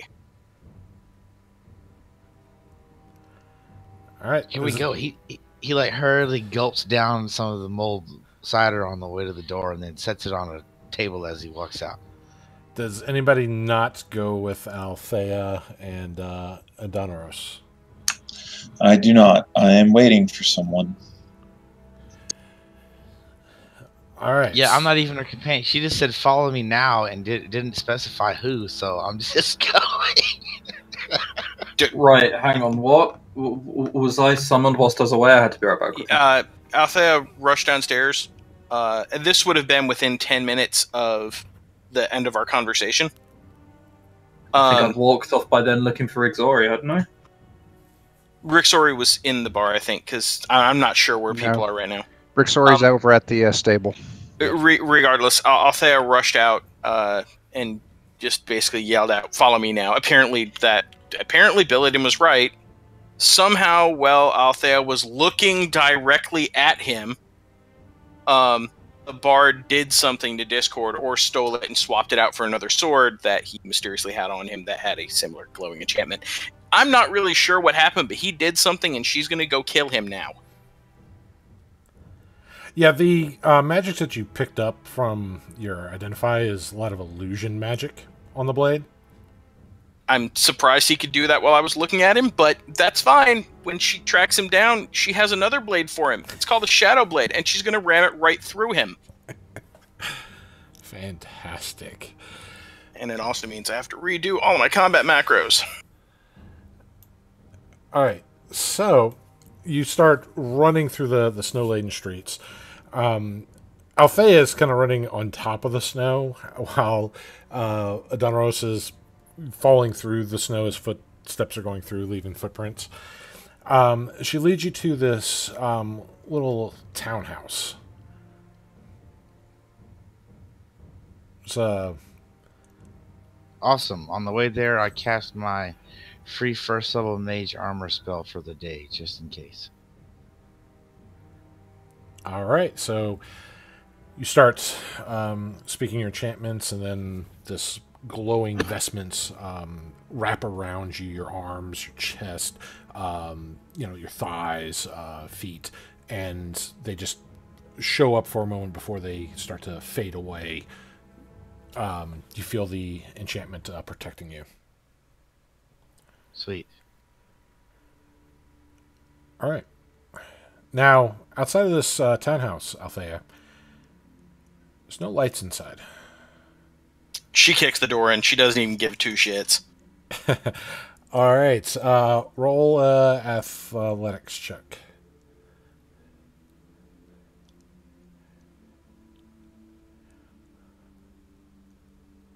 There it goes.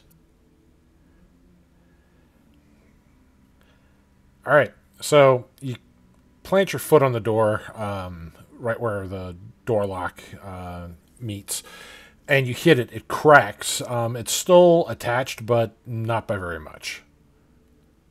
So, whoom! The second crack. she can, the second she can, she'll just smash it again. She's one, she's in a state of panic. Two,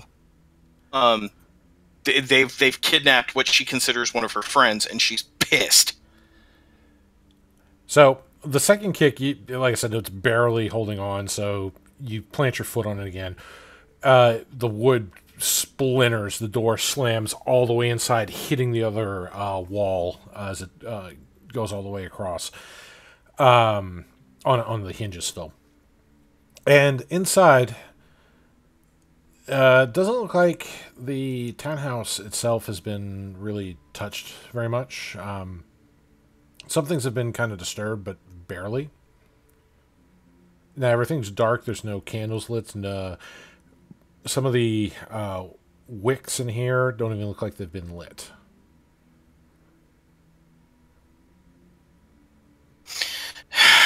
She'll cast a quick light cantrip, and glance around.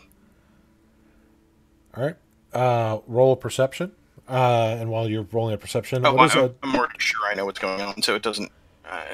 I just got completely suckered and fucked up, is what I did.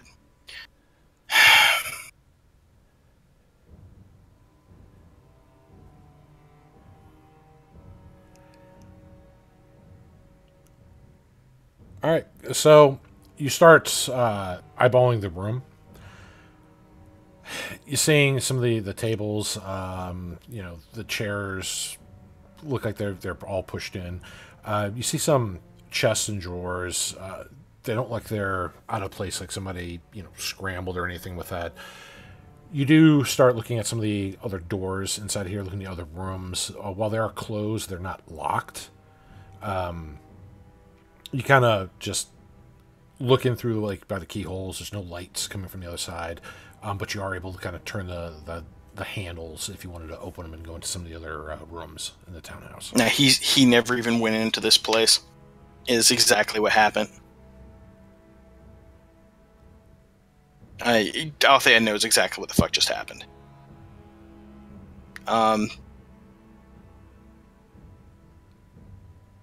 It also means she's weaponless. Except for except for Shroud right now.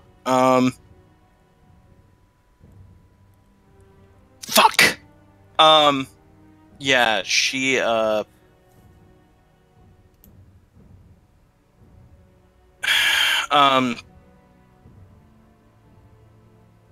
she's fucking just super pissed off. So is the place abandoned? No, it's got furniture. It's set up for somebody to live in here. It just doesn't look like it's been used. I'll move the lights around the place to light it up and start investigating, seeing if anyone, when the last time someone was here, stuff like that. Okay, roll investigation. Althea kicked the door and then was looking around herself, doing cursory glances, and you hear verbally just... What is up with these damn rolls today? Oh, well. RNG is not There are on there my are side. furnitures around. So cursory just looking at, you see like the cupboards, the closets, some of the storage containers here. These don't look like they've been used. In fact, you kind of open some of the drawers; they're empty. You know, everything's been cleaned, like it's ready for somebody to come in here. But as Althea spotted, the candle wicks doesn't even look like they've been lit. They look like fresh candles in here. She's going to turn to this new person. You go back to the inn quickly, fast as you can. Grab the others, get them back here. Tell them that Discord's been stolen, and I need a tracker now. Okay, I guess he'll comply with her directive.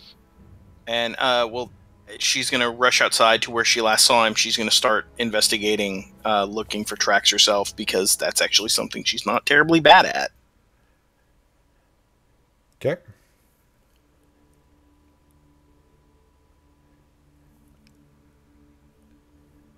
And yeah, she failed. Second. Of course. Okay, so while this is going on here, Katsu. Yeah. So the inn's kind of quieted down a bit, especially after Althea left.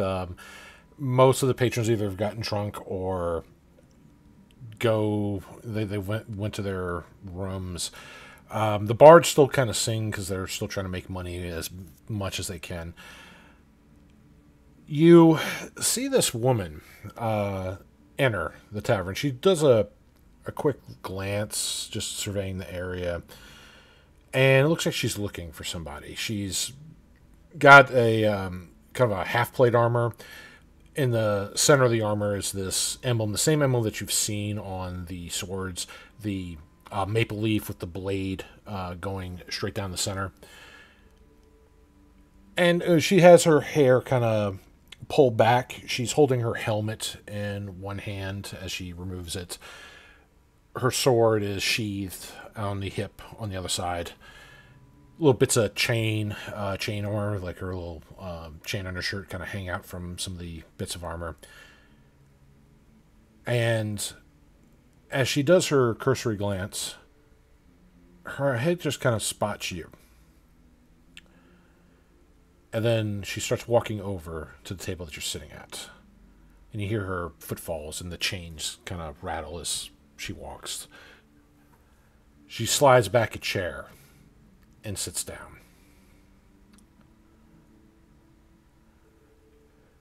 So, is your name Katsu? It is. I assume you're the captain of the guard? Yes, I am Captain Vingar.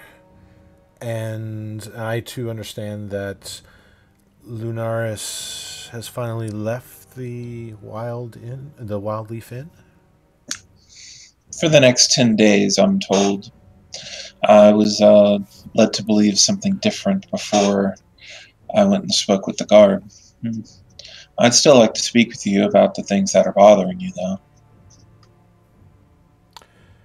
Things that are bothering me? And, what have you heard? I heard that you have some issues with Lunaris. Well, for starters, I should be where you're at right now. But he prefers to frustrate me with such things. Care to elaborate, or am I to assume that you wish to be surrounded by a bunch of crazy people? Well, it would only make sense that to leave the Wildleaf Inn while he is even just temporarily gone to somebody who already knows the needs of the outpost, who has proven many of times their loyalty to the outpost, as well as competence in ensuring its security. The fact that he has chosen an outsider with this task is rather quite insulting. No offense to you, Katsu. I'm sure you're an outstanding individual, but you know nothing of this place. My companions knew Lunaris before I met them, so they're not strangers. They are people that he trusts. But again, we're not speaking of what I had intended to speak of, what I intended to talk to you about. Your problems with Lunaris, not your desire to run the inn.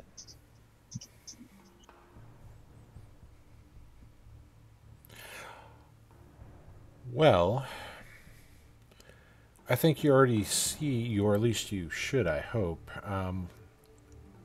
One of my main issues with Lunaris, he simply doesn't trust me. Don't know why.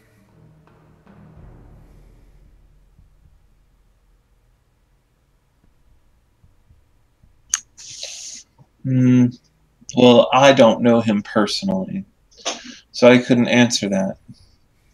But if his trust is the only thing that's bothering you, you're a bit thin-skinned for a guard captain, aren't you? Let's just say this wouldn't be the first instance of his distrust. Again, you're rather thin-skinned for a guard captain, it seems. And you're rather loose-tongued to be speaking to a guard captain like that. Talking is what I do. If you want to have someone lie and tell you what you want to hear, you can go see your subordinates for that. But I'm going to tell you what I think. And right now, I think that you're rather unhappy with your position, and you'd rather be elsewhere. Maybe you want to run the inn for financial reasons, or maybe some sentimental one that I can't grasp. Maybe Lunaris has just pricked some kind of ego, but I was thinking there was a real issue. If you don't have any grievances other than what we've already discussed, I think we're done talking. I had meant this to be a way of helping you, since we're newcomers, but I'm not going to nurse a bruised ego. Yeah, I think we are done talking. Since he left the inn in your care, then I assume he also told you about the duties, and, well, it's time to lock up for the night, so why don't you go lock up the outer gate like a good little monkey? The words of a pricked ego must No be one bad in your head. is ever allowed to do anything by their own without my consent. Dear God. Yeah, no shit. Like, Althea's just, at this point, she's gonna get Discord back, and she's abandoning the search for harmony. Alright, so, Althea, you get back to the inn. No, she didn't. She sent someone else back to go grab the others. Okay. She's staying right here to Yeah, make sure. you're investigating. Adonaros, you get back to the Wild Leaf. Yes, sir. I start yelling. Or speaking loudly the exact words. She was like, "Everybody come quick. The elf lady needs a tracker. And she's on the chase. Something's happening." And then I go back. Vingir stands up. If you excuse me, I have duties to perform, as well as you. I would hope so. Good luck. Bruised ego takes time to. She's already walked out and storming after Adonaros because there's something going on, and this is actually part of her job. But you don't know what she was. You don't know what she was talking about locking up and any of that stuff. You have no idea what she was talking about. I'm sure the rest of the party does.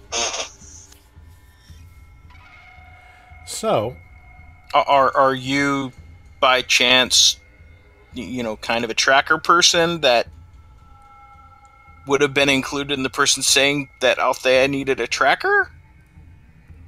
Me? Or, are you coming with everyone come quickly? It's tempting to say no. Rixori and I also aren't there, you need to remember. Rixori and I are somewhere else. I'm looking for Rixori. Rixori's at the stables. So, are there people that are running the inn, kind of employees of Lunaris? there are employees. They're not quite management. They're just like barmaids and things of that nature. They know how to get things, to prep things. They'll take the monies and bring it to the main office, but they don't really do too much more than that. They're not that immersed in the logistics of the day-to-day trade, business negotiations, things of that nature. They'll know what Lunaris does on a day-to-day basis. I'll ask them about what she's talking about, closing the gates. Okay. And they say, yeah, he has keys that he has to lock up the outer gates and the inner gates with at night. Do you know who has them now? Well, Lunaris usually has those. Did he not leave those with you? I assume he left them with one of us. So she goes into the office and,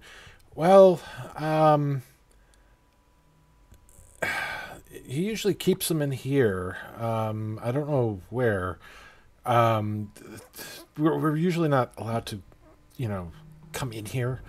But since he left you in charge, sir, feel free to peruse, look around, see if you can find anything.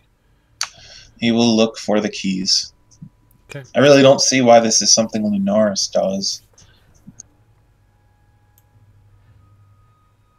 All right, roll investigation.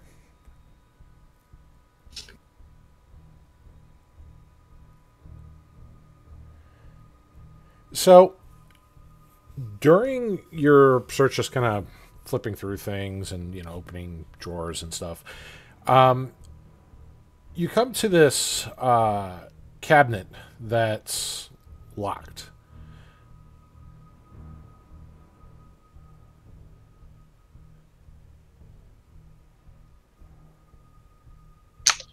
I'm looking for keys, so I'm going to assume that there are keys not in a locked drawer. All right, well, this is a drawer. This is an actual, cabinet. That doesn't change Okay. the concept of what I'm saying. So while you're still looking for keys that you're not finding right now, let's see. Billidan, you are looking for Rixori. Rixori, you were just finished talking with Sebastian and leaving. As you're leaving the stables, you see some movement down the side road here on the outer, the inner wall here, the outer side of the inner wall. And you see Billidan kind of just marching in the snow, or rather on top of the snow, as he does. Doesn't look very happy. But then when does he ever look happy? Oh, hello, Master. What's up? Please, for the love of God, tell me you haven't, killed anything or lost anything, or... What have you been doing? That's a better question. Baking a cake, making a room up for Sebastian. He seems really depressed. Yeah, with that. So you're fine. Nothing's gone wrong. Everything seems Don't like that silence. That was a little too long of a pause, Rixori. Well, you know, the cake didn't turn out too well. Okay. You're presenting it to Newt, I presume. Yep. Have you seen her? I have not. Was sort of hoping she was with you. There's that silence again, Rixori. Maybe Althea's seen her.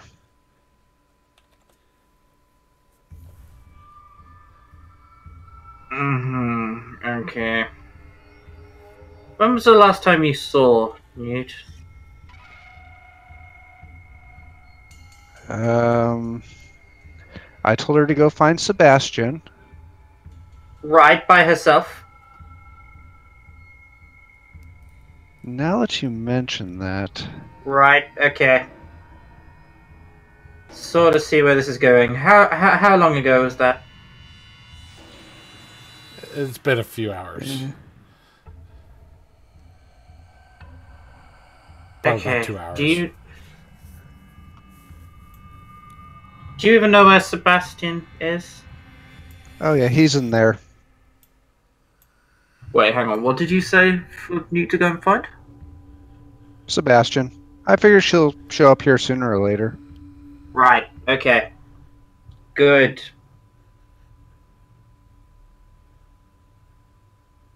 What are you doing here exactly at the moment? Going back to the inn? No, you're not. You're coming with me to find Princess Newt. Let's go. Yes, master. I am unsure how happy her mother would be if she's found lost. If she reappears again and goes, "Have any of you seen Newt?" And we go, "About 4 days ago." I like having control of my legs. Oh, don't worry, master. She wouldn't break your legs.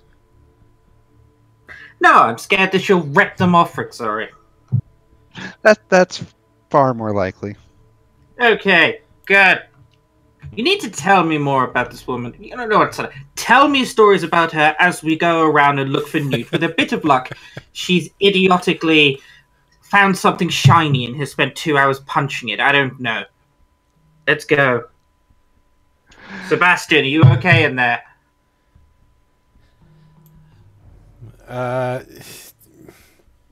He just... For a moment, you hear like some brief sobbing, and then it just stops, and he just... Yeah... Okay, you know what?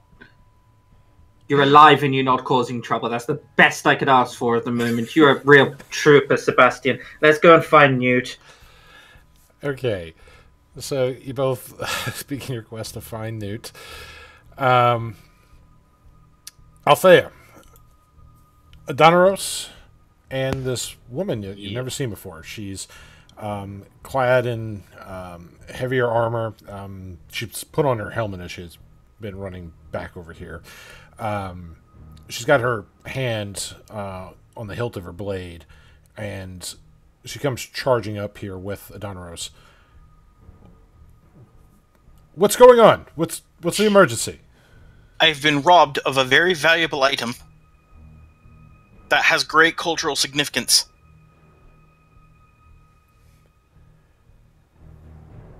Okay, what's the item? When did you last see it? Tell me as much as you can. It was a magical sword. It was a magical sword. How long does it take to get from here to the inn? It takes probably about maybe 10-15 minutes. Less than 25 minutes ago was the last time I saw it. No, wait, it would have been 10 to cast it. No, wow. Within 30 minutes, give or take, I allowed a person to examine it. It's a magical short sword that glows very brightly. Somehow, While I was watching him, he switched it out for an illusory version. This was the last place I saw it. That blade is invaluable. It's not just a blade, it's a person. I'll give the description of the bard. Although, since he handed me an illusory sword, I have no reason to believe that's actually what it looks like. The sword, when unsheathed, gives off a glow. And to those of the right persuasion, it can speak to them. All right, and she's taking notes on all this. I'm surprised none of my companions came. Oh, well, it shows how loyal they are. You mean the ones who aren't there and know the situation? Yeah. Now, she doesn't know that. All she knows is when she went out, she knows Katsu blew her off when she rushed out here. And she doesn't know about y'all, but she's in a state of agitation at the moment. All I know is this is the most excitement Tal'Dorei has ever had, so he's just going along with the ride right now. I mean, officially, there's only one party member that has gotten officially on her shit list. I will let die in combat. But Poor Billidan. no, it ain't Billidan. Done nothing to. No, she would give her life. I can't believe this. She would give her life to protect Billidan in a heartbeat, as she would Rixori. Katsu, he's officially on her let him die list. I mean, Billidan would let most people die, so, you know. Well, I mean, you've seen her before. She's run right in to protect people. Thanks for the heads up, so I know not to trust the damn person here. Appreciate it. I'm just... pretty much. I mean, she's charged in multiple times when we've needed it, but the fact that she's pissed off. She's not happy right now at fucking all. She's mad at herself. She's really amazed that someone could pull that kind of a switch while she was watching them. I mean, a short sword's not exactly small. This isn't exactly sleight of hand we're talking. Katsu has his own garbage he's dealing with. Yeah, I know. It just means, she was trying to be nice, and that just ended for her. She just doesn't care anymore. Right now, she's got a bigger priority. So Vingir gets all this information here, and so, all right, I'm going to let the guards know. We're going to start searching for who may have taken this. If that damn Katsu would lock the gate, we can make sure nobody leaves. Well, I mean, it's 30 minutes, which means if the person's already gone, he's gone. But you said it was snowing, right? Yes. If we get a tracker here, it's snow. This is the best time to track someone. Not while it's snowing, after it has snowed. It's still within 30 minutes. Like, the faster, the better. Get me a dog or something.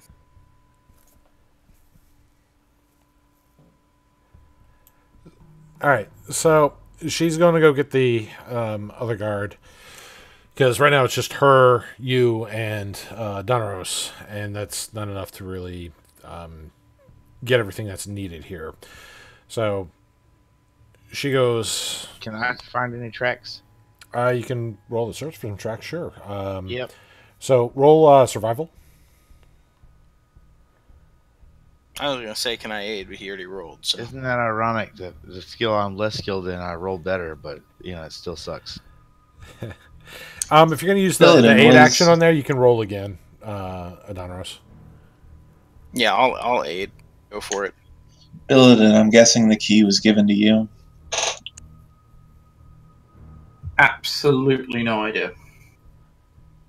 I presume I was told about it and I know where it is, but I'm sort of looking for someone who may have been kidnapped. Nope, you all ran off. There's only one person that was still there for Lunaris to give the information on and give what needs to be done. And that was Rixori, I'm guessing. I'm pretty sure the person who snatched this would probably snatch Newt too. All right. So, you start looking around, trying to find some tracks. And what's interesting here, now, you've noticed that just like some of your other friends and yourself, Althea, Voladar, looked like an elf. And you and your other companions haven't really left a lot of tracks in the snow.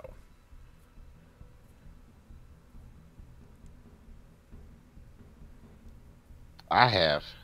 You have. But the elven ones, the full-blooded elven ones, like the Billadin and Althea, have not. Yep. Now, so basically, there's no tracks. Gotcha. Well, nothing in the snow. Now, Adanaros, as you're searching about the area here,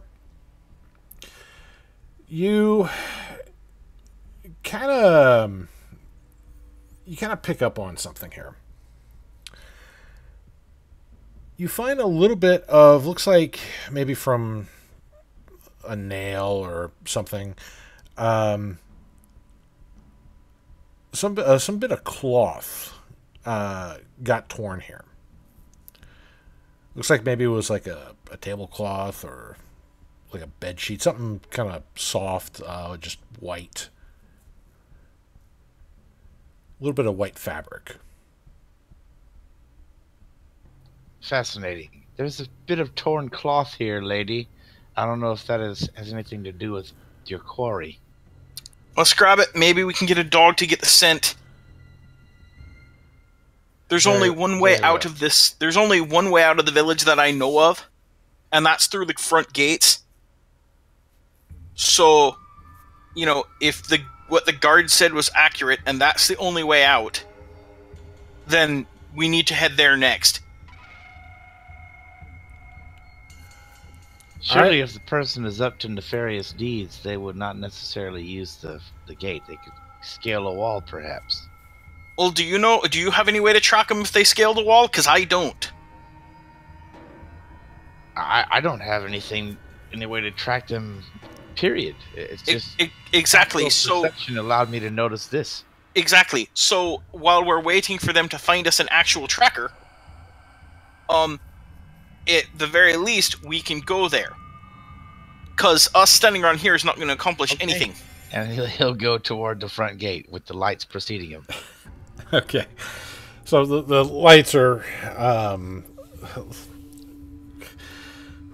lighting up everything as you run along in the snow. Sliding occasionally here and like there. 4 floating torches is what it's like, and I can move them around as I see fit. Right. And again, there's these lights, these floating lights that start lighting up the main fairway as you start running right behind them. Occasionally slipping on some of the ice and all that that's starting to form. Elves, do we even actually need the light? You have dark human. vision, so no. Good point. He's human. Good point. All right.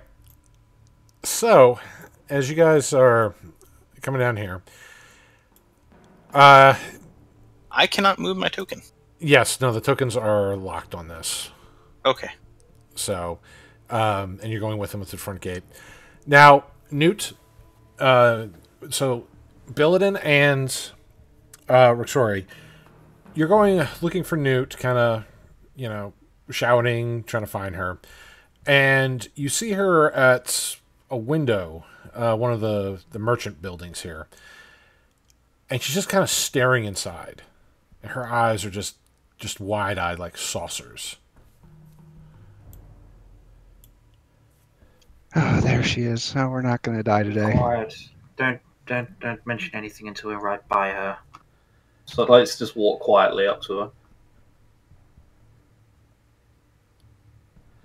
Okay. I presume I can. Yeah, you roll make a stealth check.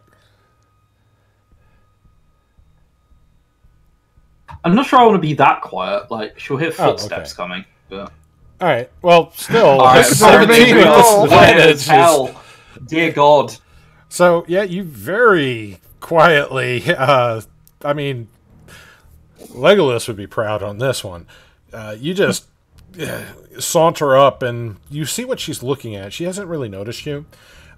Through the window of the shop here, it looks like this is accessories for, like traveling gear, like general shops. But there's bits for like barding equipment and things, and there's a saddle that looks like she's looking at, and it's it's bright pink. And she's just looking at it, and she's like, you see the price on it, and she's just like, her eyes are just wide, just staring at it. Like there's things going on in her head that she's still working out, but this thing has her attention right now.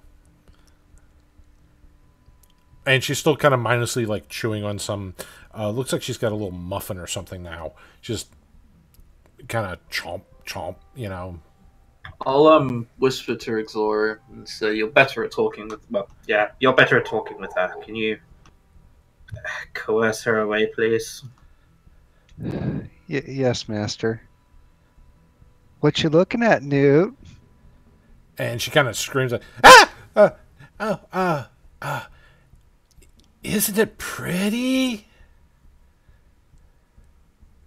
I think it'll look good on Sebastian. It's very pretty, but maybe you should ask Sebastian if he'd like to wear it first. I want to surprise him. Well, he has had a lot of surprises. You think he'll like it?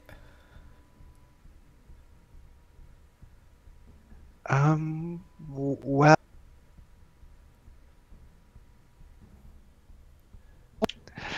I'm sure he'd love it, dear.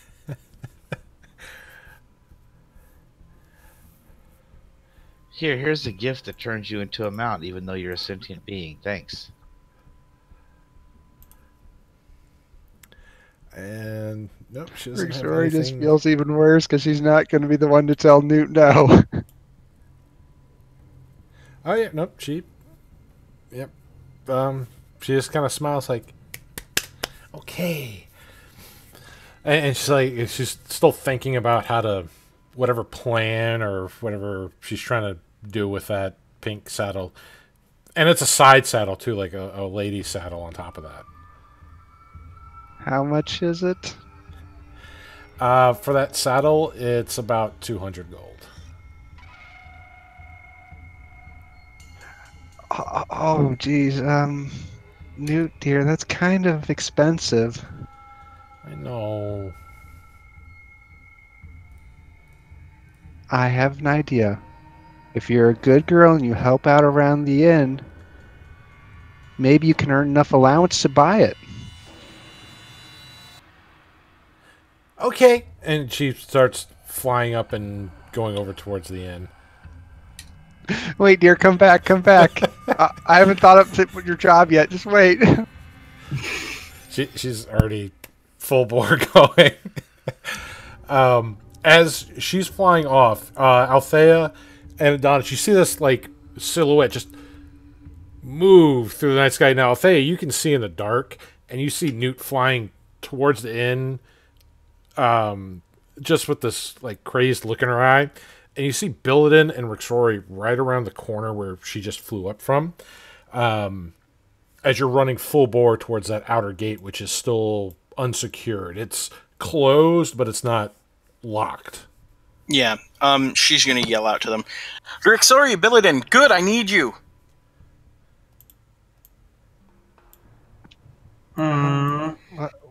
What's up? Well, for one, I owe you an apology, Billidan. You were right. He stole Discord. Okay. We have a piece of cloth. I couldn't find any tracks there, but it's been less than an hour. I just need to say, for all future occasions, if anyone, including you, Rick, sorry, If you're going to do anything by yourself, you need to run it by me first in the future. I probably should have, you're right. But in this case... I don't care about the past. I'm just saying from now on, that's what we're going to do. It'll save situations like this. No, that's understandable. I'm more worried about that blackguard getting away. They said there's only one way out of the city. That's going through the front wall. There's no saying he couldn't have gotten out another way, but they're saying through the front door, apparently... I don't know. She said Then why is something... the front door not locked? I don't know. She said the captain of the guard said. Did she say that was Lunaris's job? She said something. Yeah, she said if Katsu would lock the damn gate. Yeah, she said the Katsu should have locked the damn gate. Regardless, it's been less than 30 minutes, so if he's probably already gotten out. Well, no, it's been a little more than 30 minutes. It's been about 40 minutes at this point. Which means that he's still probably close. The only thing we found was this scrap of cloth, and we know where I last saw it. So maybe we can get some dogs or someone who knows tracking much better than I do. Have you talked to the guard about recruiting some dogs and getting She said that tracking? she said she was heading to the front gate because it was just me and her at the site. So not yet because she hasn't gotten back yet. Well, the good news is the gate is locked. That's good to know. Yeah, and Adonros, you actually see Rixori kind of very, very slowly, almost just slinking back, and she kind of like pulls something from a pocket and does something to the door mechanism, and then puts something back in her pocket, and then says, "The door is locked. You're the only one that saw this." How did the door become locked? I looked at it a second ago. Well, Master, I guess maybe it's on a magical timer, or someone remembered to lock it. Does this town look like it's under a fucking magical timer? Meanwhile, Katsu is still looking for keys. Billadin, are you skilled in tracking? I fucking no idea, am I? Survival. Vaguely. If we wait here, can you go to the site where we last saw him and see if you can grab a trail? Actually, if the door's locked, then... I actually had a question, Dave. Yeah, go ahead. Since we're starting at 4, can I have like 1 or 2 spells in addition to the normal leveling ones? Good luck. Even I haven't been able to get those, and I've been here. What spells were you looking for?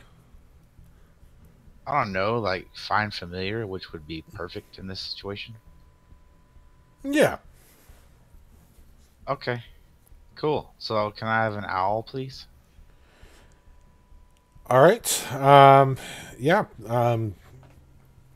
So you'll have a little owl familiar. Does he just always stay on your shoulders? Does he fly around? What does he do? That's the beauty of familiars. He can, it has his perceptions. I can have him scout and using his dark vision, which I don't have, and I can actually perceive through him for a limited range and stuff like that. Oh, nice. It's have him sit on your shoulder. I can also have him deliver spell touch attacks for me at range, like Shocking Grasp. He can do a flyby and Shocking Grasp people. All right. It's pretty cool.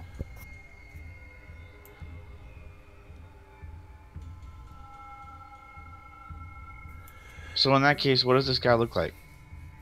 I don't know else to say. What is this individual you're looking for look like, ma'am? She'll give the description of him. But she'll also amend.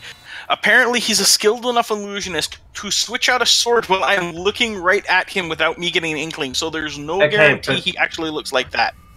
Okay, what was he wearing? The cloth she'll you describe found. Is that something off his robe? She'll describe exactly what he's wearing. She'll hold up the piece of cloth.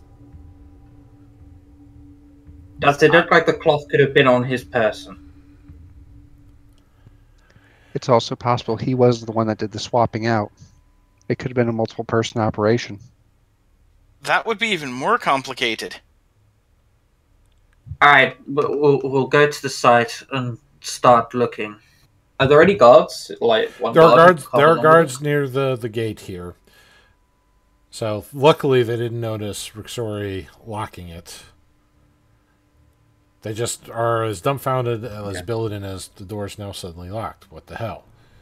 Okay, now the door's locked. Could we ask for one or two of you to come along with us? We don't know if there are multiple people. They're a lot more likely to yield if an official member of the guard is there with us. Okay. So, one of them just, kind of nudges him to go with you here. My owl's name is Narthra. Narthra. Okay, I just asked the guard, what's your name? So, the guard that's helping you out here, Ricta. Okay, Richter, do you know the situation we're currently in? Did you hear most of the last 5 minutes? How could I not? You're shouting it all across the street in the middle of the night. That's because I'm feckin' pissed. Glorious. So you know, and I don't need to explain it to you. Shall we be on our way, Richter?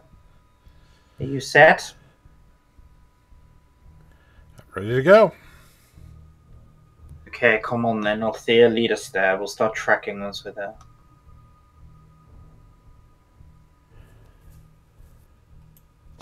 Right. Althea is going to lead them back to where we just came from. Can I scout with the owl, sir? Is the inn on the way? It's further up. It's further up from there, but, I mean, it'd be about 15 minutes from the site location.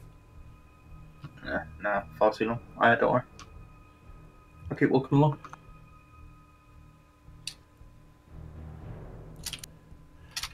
All right. So you also go back to the scene with Richter in tow.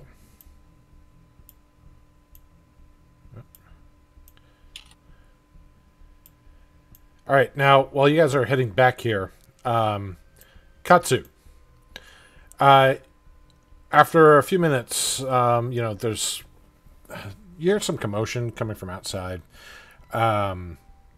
Then Newt just comes flying in through the door. She's shakes off a little bit of the snow that's on her, and she's kind of darting around, looking around, starts trying to clean up, and she's just doing random things in the middle of the inn, just very rushed. I'm not sure why, but she's trying to be really extra helpful at the inn, like even helping like the patrons and stuff and the bar wenches. She's just flying back and forth, moving back and forth, trying not to cause more chaos. Rixorki is half drunk at the bar, just kind of slumped down, head on the counter, still holding the alchemy jug, occasionally taking a sip, but mostly just, emotionless at the bar.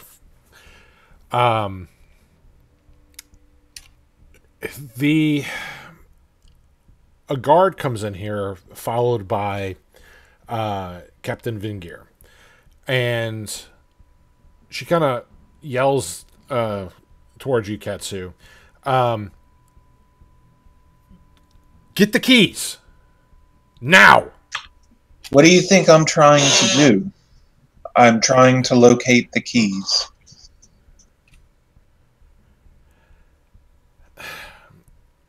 And she goes into the office and starts trying to help you look for the keys. And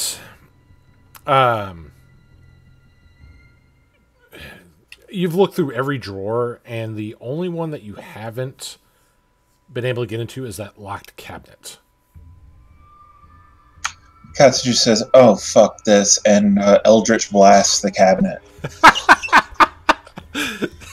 I mean, all right. He didn't like the decor. That he's a critic. So, all right, roll your Eldritch Blast damage.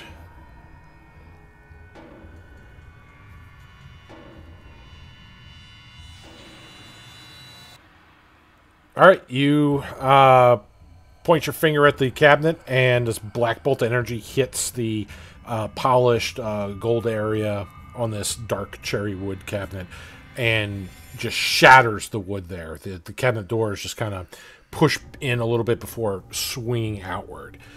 And as they do so, you see on the inside, looks like to be about 12 key holders. Not all the keys are there. Not all the keys. So here, he grabs all of the keys that's there and is like, let's go see if these lock the gate.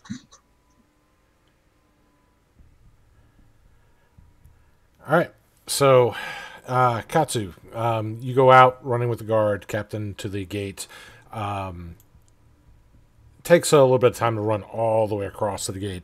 And as you get there, there's only one guard at the gate, and Vingir kind of shouts at the guard, where's Richter? Why is he not at his post? And he explains the situation, and she's like, I'm well aware. We have other guards kind of patrolling. Who locked the gate? Because the gate is clearly locked. You see this as well, Katsu? The gates are locked. Katsu looks angrily at Vingir.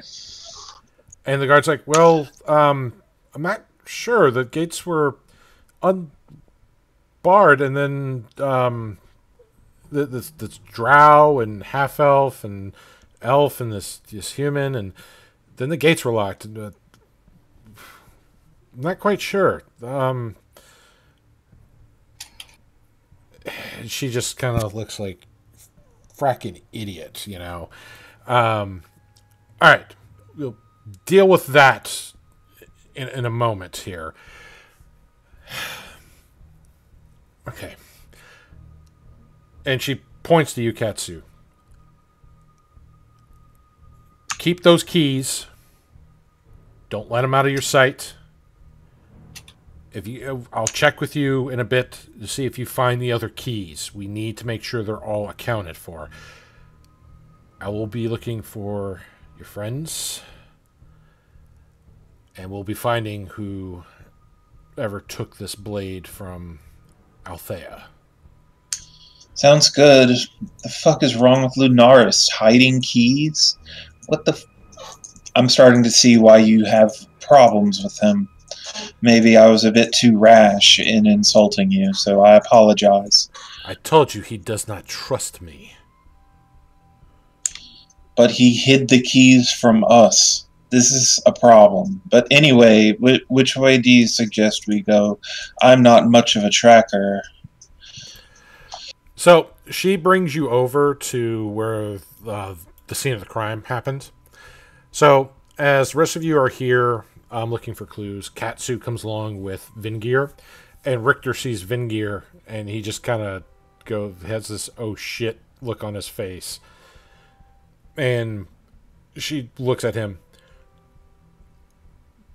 We'll talk about your post-abandonment later. So, what is everybody doing here? Lunaris hid the fucking keys to the gate. No, he didn't. Well, the keys I have aren't for the gate, and the gate is locked, so who has the key?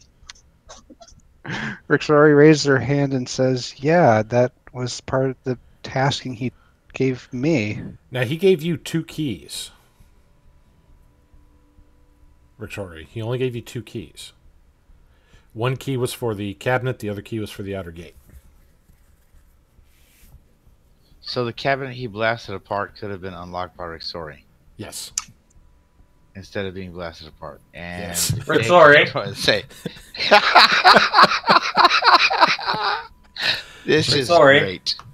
Yes, Give me the keys.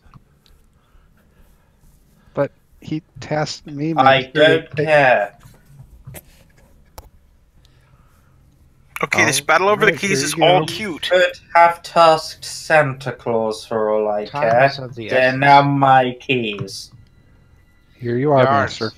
Something was he's- stolen from this lady. Do you have dogs that could track someone or anything of the kind? You don't understand. It's not just stolen. That thing is priceless. And it's not even about the money. It's a person. What's a person? Wait, well, what's a person? The sword. Okay, Adonaros pulls out his book and his quick. It goes. I'll tell you about it Fascinating. later. She's got Discord, and without Discord, all hope of... We've got to find it. That's all that matters. Well, I was trying to find the key to lock the gate up until this point, and he's glaring at Rixori. I Did- kind of wish you would come with me when I ran out to the tavern and said, hey, because I need help. Other things came up. Not everything is just as simple as a one-track result solution.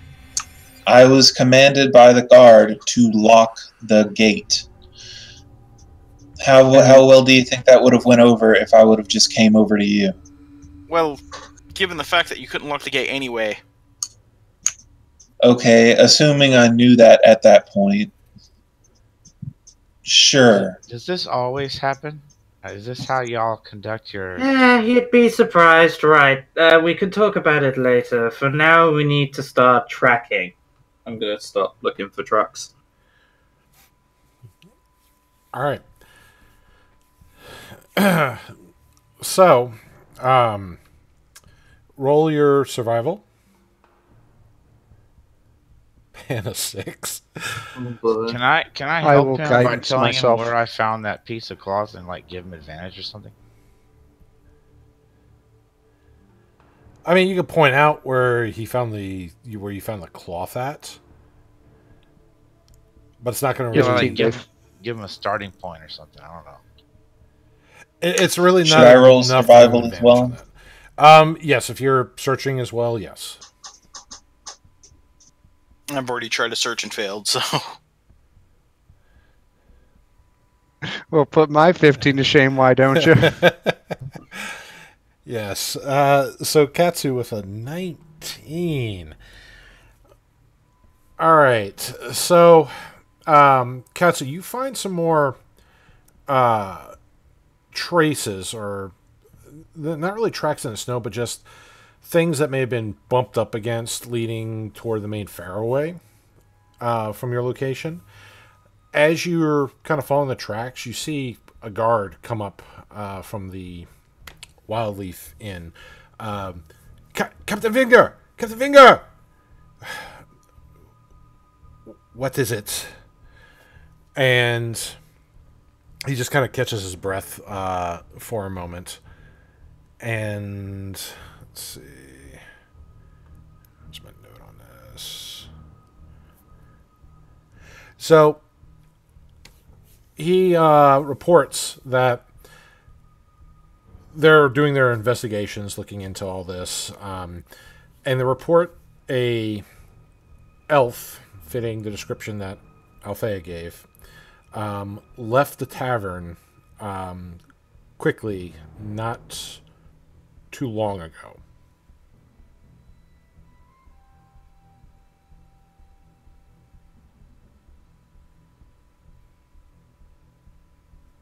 What direction was he heading? The people inside saw him walk out.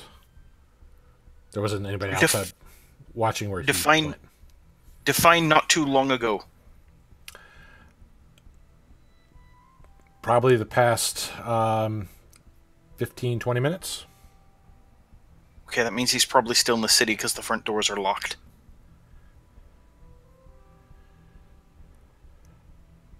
But the front doors weren't locked that long ago.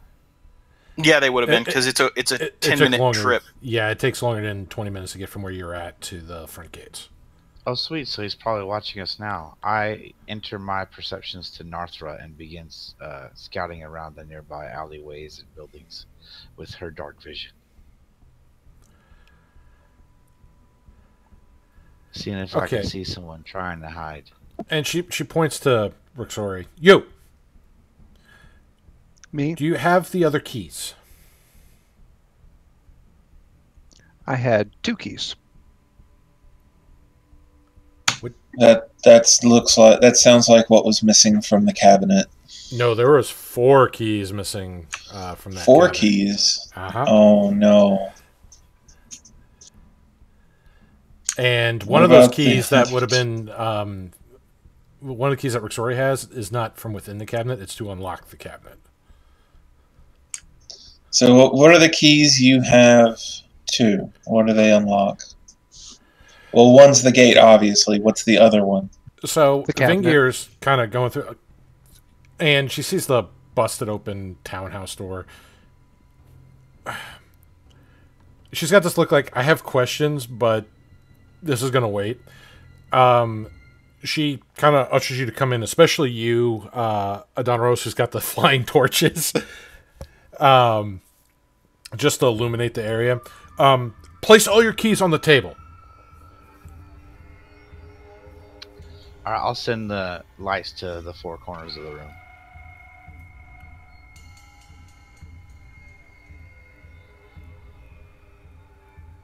Okay. Does anybody not put the keys on the table? I'll Katsu show puts the 2 keys that I have, but I'm not putting them on the table. Katsu puts the keys that he took from the cabinet on the table. Please put all the keys on the table.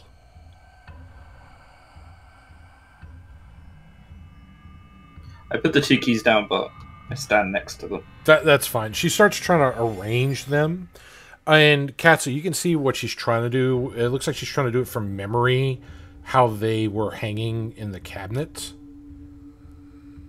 Kind of impressive.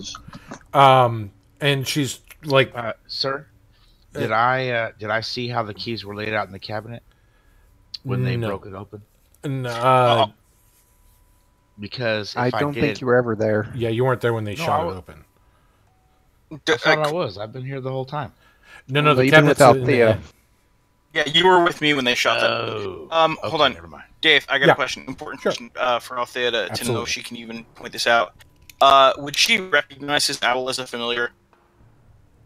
Which you recognize what? The owl is a familiar? Would she recognize it? I don't think it gives off any other traits with it. Let me just check. To the naked eye, it looks just like an owl, but it would register as a fake creature. So, at a cursory glance, it would just appear to be an owl. Now, you may suspect that it could be, depending on your conversations with Well, I mean, he said- Adonaros. I know I was there when he sent it out to scout, but I don't know, like, if that was mental communication, if he actually told it to do that. I'm not sure how familiars work in 5e on that. No, it's telepathic communication between me and the familiar. Okay, is there something I can roll to have figured out the weirdness there? Well, the fact he's obviously a wizard with an owl that flies around, it's a high likelihood, but I don't want to metagame it, and I want to make sure she would know to say this, because I think I know what to do. Okay. Just a quick question. Is Henry's communication coming in kind of robotic for anybody else? Yeah, it was garbled Yep. at the last bit there. I mean, Okay. my connection problems. Sorry, guys. Okay, no, I'm just trying to see what's going on with that. Okay. All right. So, Arcana, intelligence check? I don't know. Yeah, I mean, it's a really high likelihood, you know. I don't want to like metagame it. I don't want to know if she would actually make that assumption or not. let's say that they make an Arcana because you see him clearly using magic, and you are Yeah. trained in magic. And with an 8, you're so flustered with the loss of Discord, your mind's just not. Yeah, she's not gonna point it out. Gotcha. All right. So with that, as she's trying to go through the keys on the table, she's like counting. She's like, okay, this one, opens this one, and this one she kind of puts like off to the side, the one that opened the cabinet, or it's supposed to open the cabinet, and she counts one of the missing keys, which is the one that locked the outer gate here. So There's the 3 keys that she identifies, or at least that she thinks are missing. There's one that would lock the inner gates, where all the homes are at. That one's missing.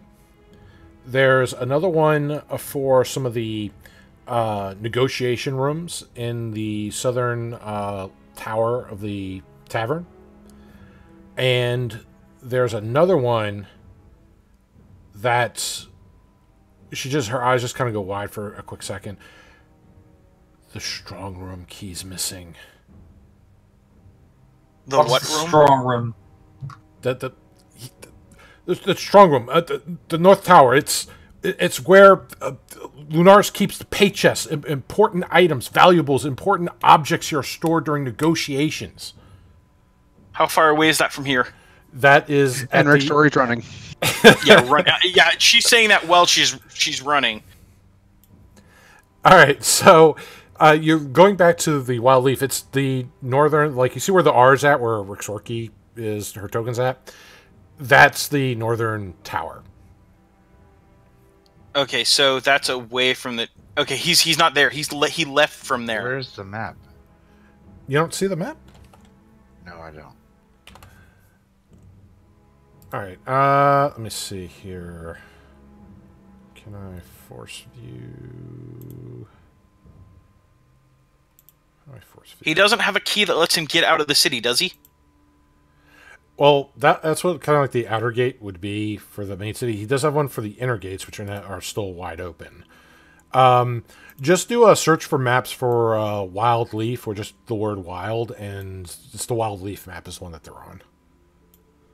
Okay, but he can't get out the outer gates is the important thing. He's still stuck. So everybody's kind of charging into the tower, going. Actually, Mm-hmm. Go ahead. I'm not sure Althea would do that because they saw him leaving 20 minutes ago, and if it's that close, he's not there. He's already gone from there. Okay, what does Althea do then? As they're running, she's going to call that out. Wait a minute. If that's back where they were, and he was already seen leaving there, he's not there. He's already gone from there. He would have gone somewhere Have you else. any other better leads? He's going to be trying to get out. With the magical items he may be taken from that tower. But he would have already left that area, so going there, unless we're going to try to pick up a trail. That would be the idea. All right. And she'll keep following because at that point, I mean, he's got like a 20-minute lead on us at least. Well, I mean, it was 20 minutes when we found him. It took us about 15, 20 minutes to get back there. So he's got 40 minutes on us right now. So, yeah. I could run to the inner gates and see if he was going to head there, but he would already be through them by now, so it doesn't matter.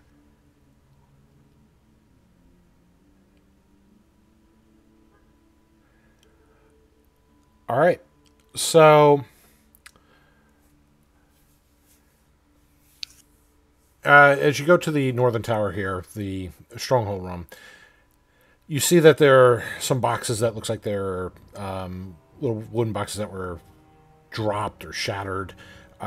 Things have been obviously moved. She comes in here and you see like loose coin just kind of thrown about here and there. And she's just kind of freaking out. Blast! Somebody's definitely been here! And she just like kicks the one of the broken boxes and just, shatters it even further. All right, let's not disturb the crime scene. Let's look around for something. And she's going to help whoever wants to look. I'll aid.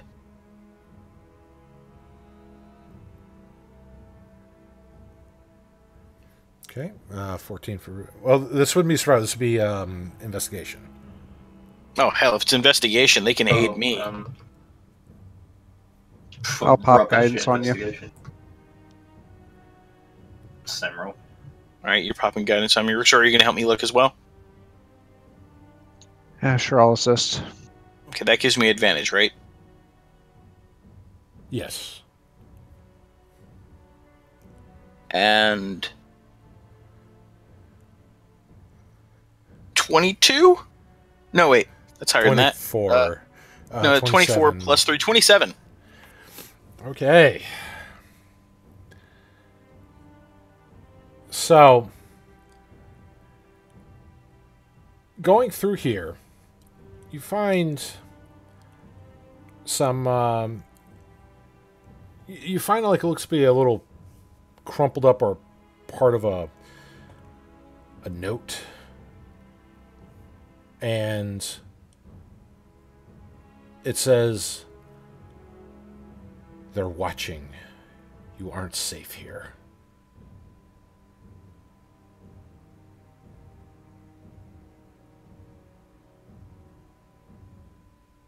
Okay. I found a note.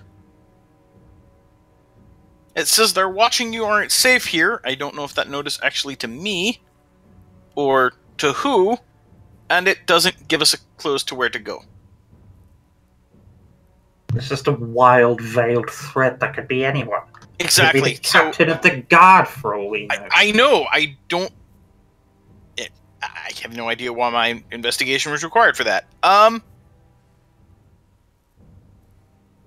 Rixari's going to look for anyone watching.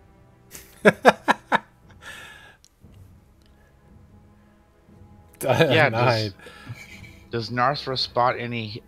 okay, I will instruct her telepathically to fly around us and see if she can observe anyone hiding or watching us from any shadowed alcoves or anything like that. And to let me know.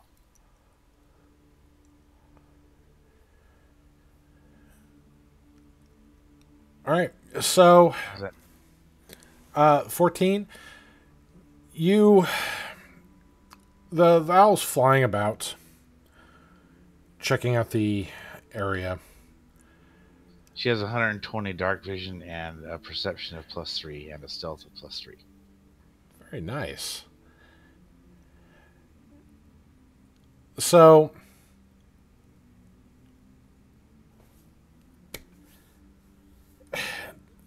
the owl spots something moving in the streets here. It's not a very fast-moving figure. Doesn't look like it's skulking. It's just kind of walking at a normal pace. But from the owl's perception, the vantage point, it kind of looks suspicious as this, cloaked figure is just kind of walking at night. How close is that person to us? That person is actually not near the inn there. They're actually closer to the outer gates. So not within 100 feet.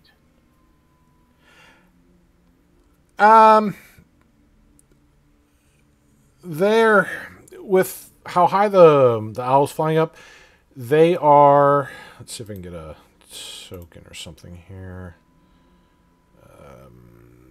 Let's see.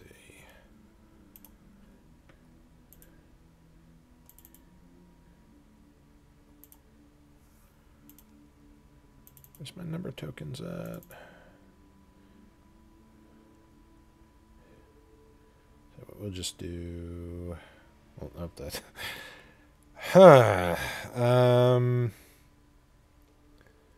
Here, we'll just do an F token. That's way too big. So Godzilla appears, apparently. Alright, so this is where the figure's kind of walking by, going toward the outer gate.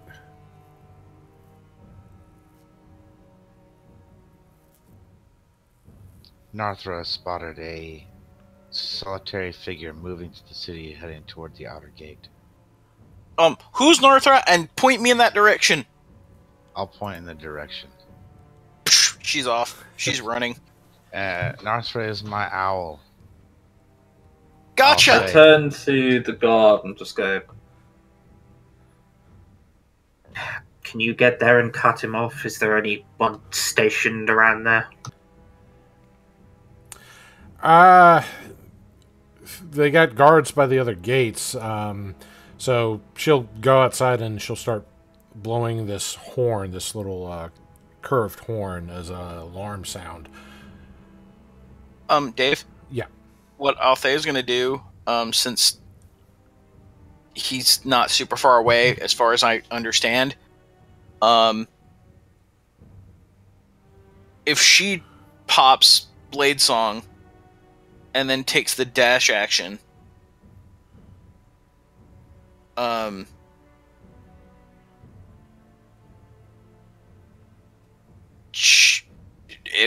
he said he was walking. Yeah. So she's gonna pop Blade Song and then just start taking dash actions, as fast as she can.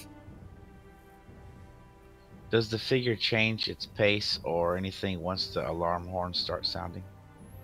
No. I'm instructing him not to do that. You can't bring that much attention and blow a horn. Well, if you want them to close the gate, then that's the only way we're going to be able to tell them to close the gate from here. She doesn't have instant communication powers for, 300 plus feet away. That's what the horn is for. I don't know. The reason why I said, I know. The reason why I specifically ask 100 is because 100 feet is the range in which I can actively perceive through Narthra's senses.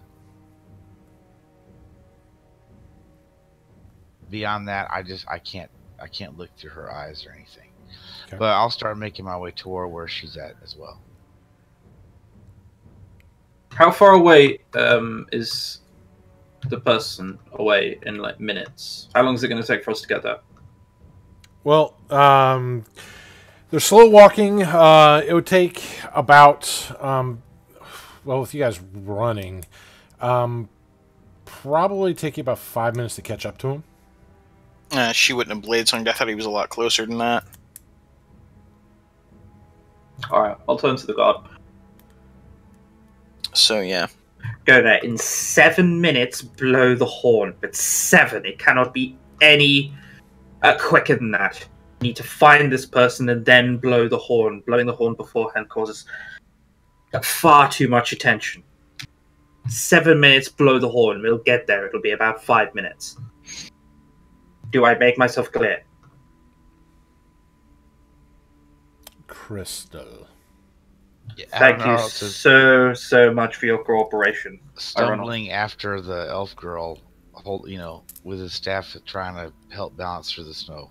Yeah, that speed, there's no sense in her Blade Songing. Blade Songing, she couldn't possibly reach it. It only lasts for like a minute. So she'll just be dashing, because it doesn't really change a whole hell of a lot. Okay. Double moves. So, yeah. Victoria's going to hold here. Okay. What is Katsu doing? He's following along. Okay, so is Rixora the only one staying behind?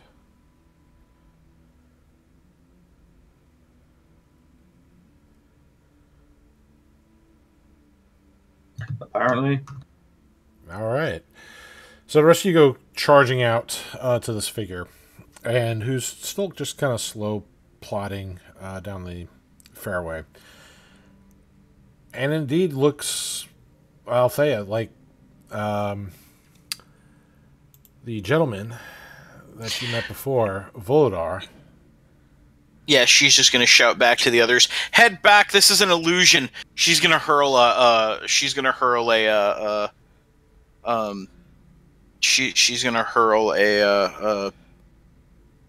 whatchamacallit, a firebolt at it. This isn't real. This is a sucker move. Okay, roll an attack roll.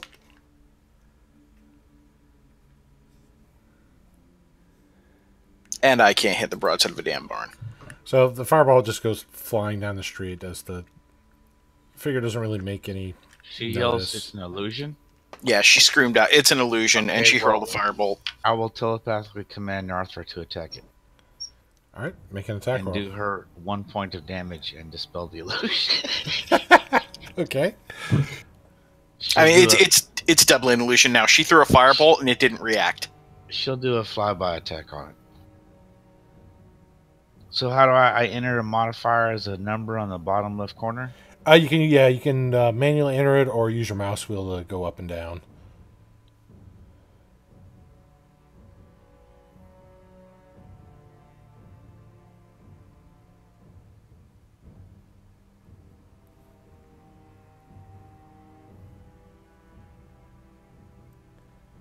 Cool. Good Wow. job, Narthra.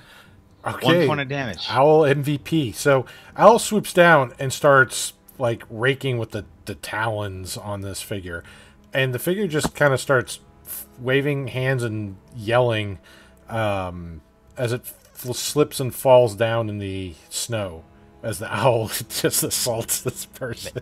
Maybe this is not an illusion, is what I'm thinking. All right, leave off the attack.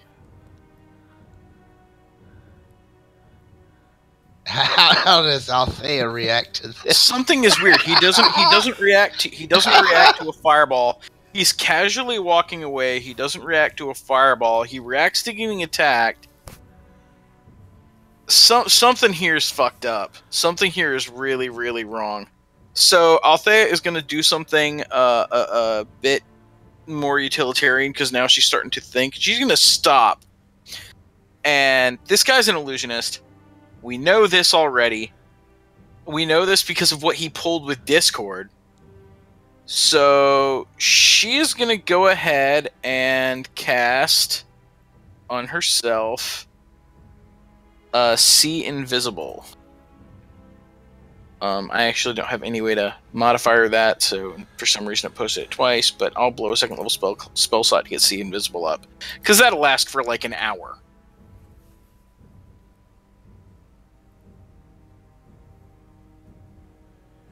All right. This is just in case. Gotcha. So with your see invisibility up, just make a perception. Since now you can see everything. It's not. Poor townsfolk just got 1 damage from a ravaging owl attack. Probably on top of his head. He'll live. So yeah, with an 8, you're still kind of keeping your eyes peeled. It's even with dark vision. I'm tempted to blow my inspiration at this point, just because this is too important. So the figure is still kind of laying down in the snow, just kind of barely moving a little bit. It is moving, but just. Yeah, she's gonna rush up and you said it was wearing like a cloak or something? Yeah, it looked like the cloak that you saw Volodar wearing. Yeah, she's gonna rip the cloak off. Alright, so as you rip the cloak off, you spin the person around, and it looks like a young lad. Where did you get this cloak from, boy? And you see he's kind of got like a bloody lip, and he's holding his arm, and he's now got a little trail of blood from an owl attacked him on his head. I'm sorry for touching your butt. Don't hurt me anymore. Didn't know you touched my butt. Don't really care. We can talk about that later. As he's talking, his words are slurring, and you smell like the alcohol on him. Where did you get this cloak? I draw a sword and point it at his neck. Where did you get this cloak? He got the cloak from the inn after he touched Rixorki's butt. That's just deductive reasoning, my friends.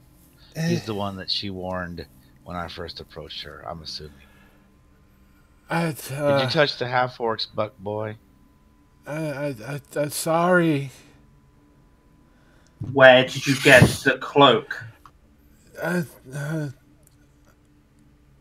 had a drink, and I guess I nodded, and when I woke I had this nice cloak, and it was time to go. Were you wearing a cloak of your own? No, I was working, and my shift ended, and the pretty orc lady hurt me. She's just gonna shove him away. She's fucking pissed and he's useless. Uh,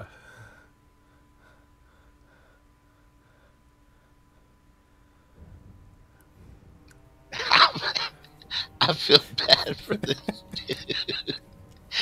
I feel bad for this dude. Narthra done fucked up his head, man. He took Can I 1 point of once damage. again just look around? I presume those two have now walked off. Can I quickly look around? you can.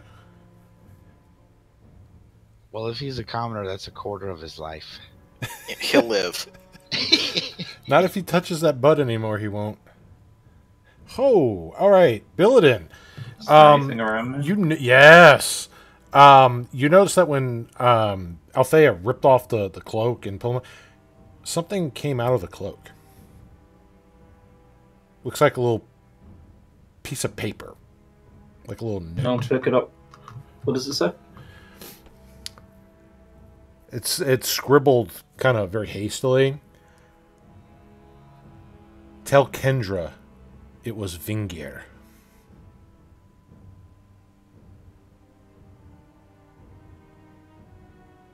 Okay. Who the fuck is Kendra? I haven't relayed this You don't information know? on. You two have walked off. Okay. Alright, I'll catch up soon now.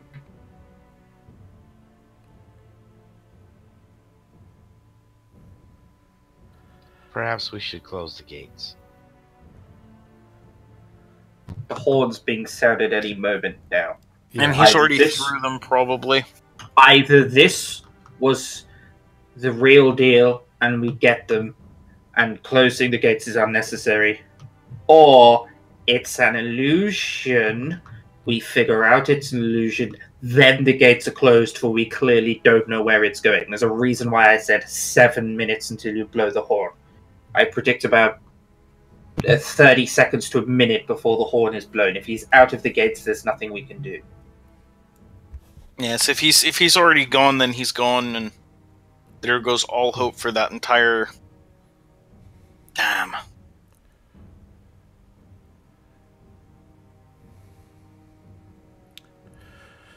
So, Billidan, you're talking this with the captain still about the note?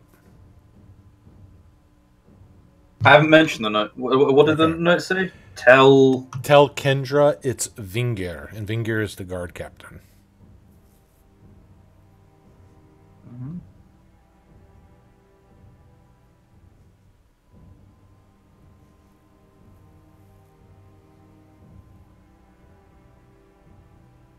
Okay.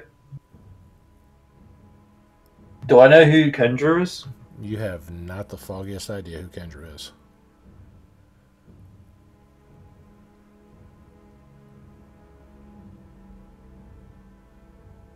Okay.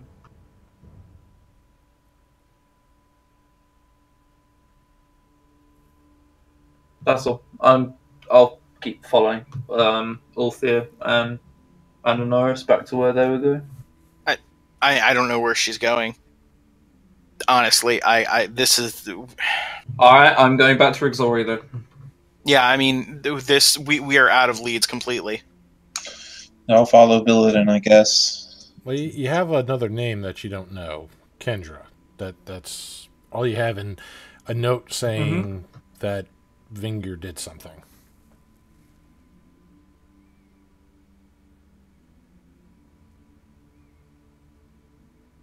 Yeah, I know. Ask Exandria whether she saw anything. Well, Vixori was still in the tower here. Yeah, we all ran off when the illusion. Well, when the guy was 5 minutes away from us, right? Rick's Rory, I want you to make a intelligence check. Oh, goody. boy. This is going to be spectacular.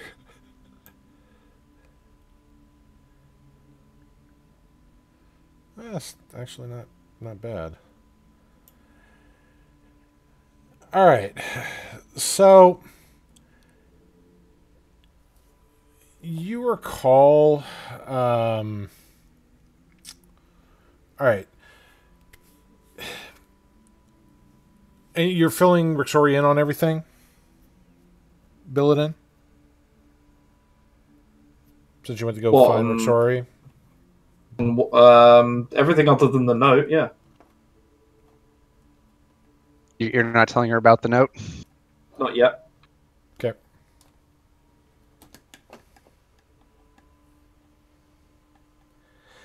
All right. So while he's running up to you and telling you about how they found a person that they attacked with an owl who wasn't the person they were looking for, what were you doing in the storeroom? She'd mostly be looking around, trying to find any clues now that nobody's here and that she's alone. Okay. So, Seeing if there's any valuable items as well. there are some scattered coins here. So somebody was in here and they were in a rush.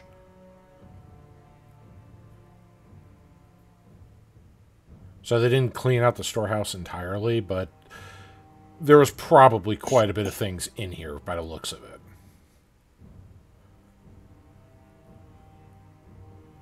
That's a lot of stuff to get away with, too.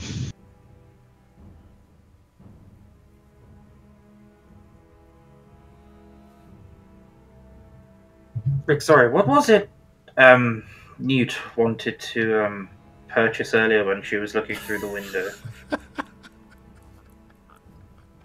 Newt wanted to buy a saddle. Okay, good. Look at this note. Does it make any sense to you? We know who Vingir is. Do you know who Kendra is? So, this is what your intelligence check was for, sorry. You go over the note, and you do remember seeing the name somewhere. And you kind of stop and think, like, where did I see it? And you remember when Lunaris was going over the duties, giving you the keys, there's a kind of a logbook, a guest book for the inn, and you remember the name Kendra on there as he was handing you the keys. You can see it kind of very elegantly signed. It was like the John Hancock of the ledger. Well, looks like I'm going to have to investigate that. Rick, sorry, I need to stress we cannot tell anyone about this. At the minute, there's lots of tempers flying around, there's anger. We don't want to do anything rash. They don't know we have this note. Yeah, I'd there's like already to keep it that way by not charging into the Captain Guard's office and asking her if she happens to know who Kendra is. Yeah, there's already a state of alarm due to some of the missing keys and some of the things that are going on here.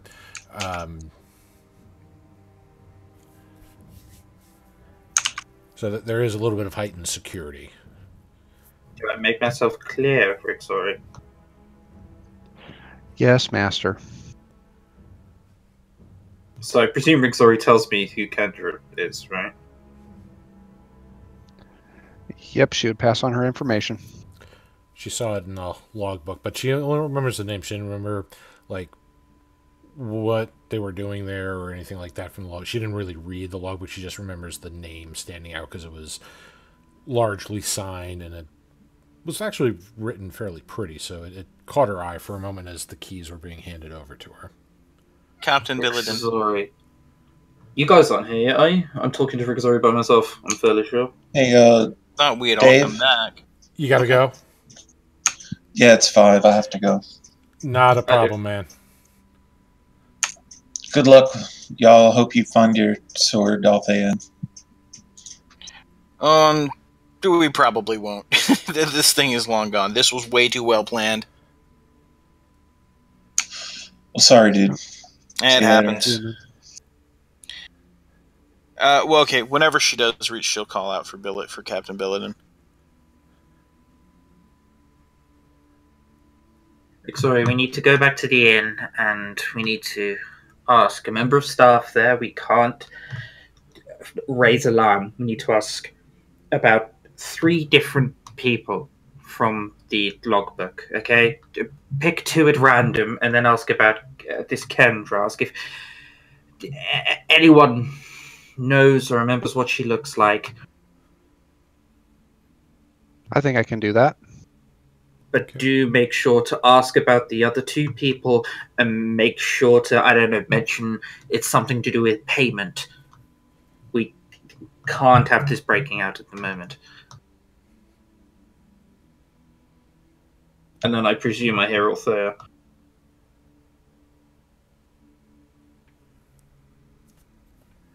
Captain Billiden, Yes, what's up? this is all a feint. A feint? It has to be. It's the only thing that makes any logical sense. The robbery here of the tower, that's all a feint. Let me explain why. Timeline of events. The stealing of Discord, the way he did it, couldn't have been a crime of opportunity. He had a complete mock-up of the weapon pre-enchanted with an illusion to duplicate its aura. And its glow. That's not something you can do on the fly. No one's that good. There's no way he could have done that in front of me. Well, this is the second magical weapon we've had stolen. Yeah, but what I mean is specifically to have a mock-up of the weapon prepared with that spell, posing as a person, the only person who could possibly in the city know where you would know the legend of Discord and Harmony. Which means even if I hadn't, first of all, even if I hadn't gone to him, the sword was getting stolen. Because they had put multiple days of before us even arriving into setting this up.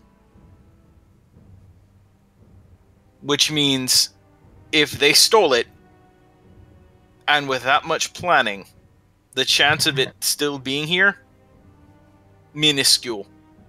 If it helps, that makes the note of their watching you somewhat more damning, if what you're saying is true. And it's the only thing that makes sense. It's not possible, and nothing else makes sense. You see, imagine the time it would take to forge a weapon that looks exactly like Discord and then enchant it. That's not something you can do quickly or without premeditation. Even for an illusionist, that's because it wasn't an illusory sword he handed me. It was a sword enchanted with a fake illusion to give the glow and the aura. Correct. You see what I mean? That's not like he didn't just replace it with an illusion. He had a mock-up of the weapon, which means even if I hadn't gone to him, he was going to steal it. My concern is this.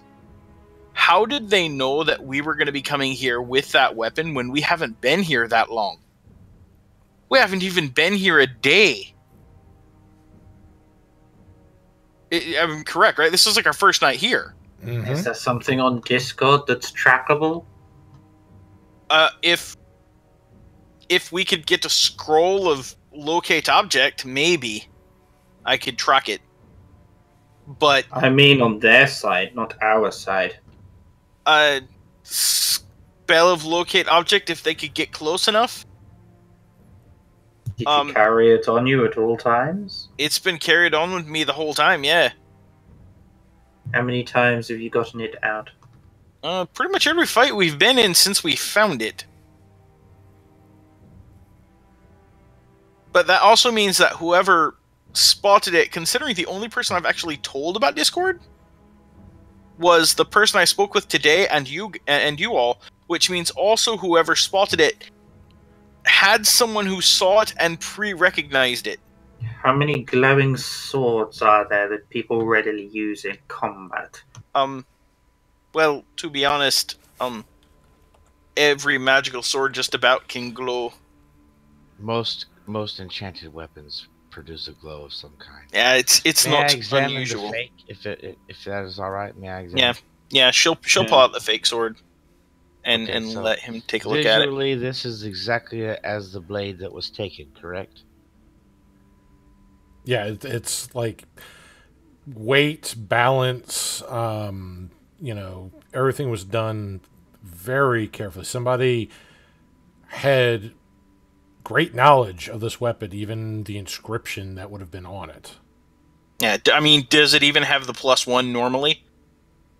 Like when I analyzed it? Yeah, what was the extent of its enchantment when she used identify? She pulled off different auras from it. And the main things that she was reading off it was the illusionary magic. So to make it look with the other visual effects of Discord. Or like if you cast detect magic instead of identify, then it would register as a magic blade. That kind of thing. I mean, it's definitely enchanted because it's got like it's probably Nystel's magical aura cast on it. Mm-hmm.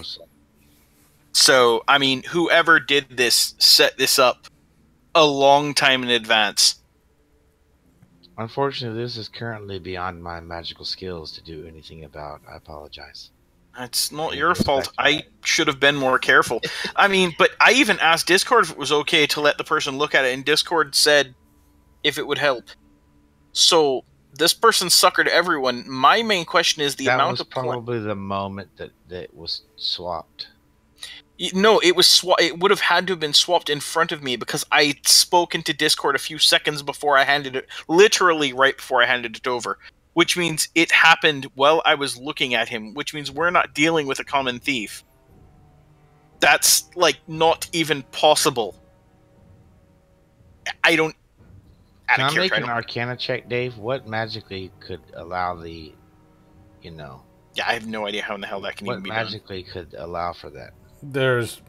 Well, I mean, there are spells or magical items that can quickly store and, expel items.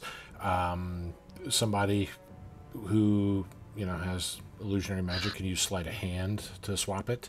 There's many different possibilities of how this could have done right in front of you, but yes, it would take somebody very skilled or talented to pull such a feat off. I mean, it's yeah. I mean, I know it can be done, but it's not something you can do without planning. It's not. You can't just pull that shit on the fly. Correct. This is not something that, from everything that you're saying, those are very logical assumptions. That this is not mom and pop. Somebody just, oh, hey, legendary sword. Let me just take. No, this everything that you're saying makes complete sense.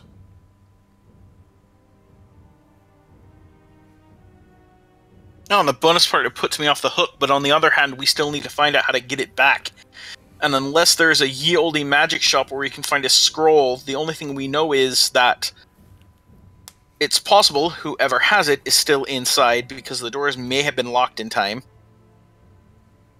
Now, if we go on that assumption, but the downside is we're dealing with an illusionist who only has to hold it until the gates have to open in the morning. So we have one day to find the blade from somebody who already has put considerable resources into figuring out how to steal it.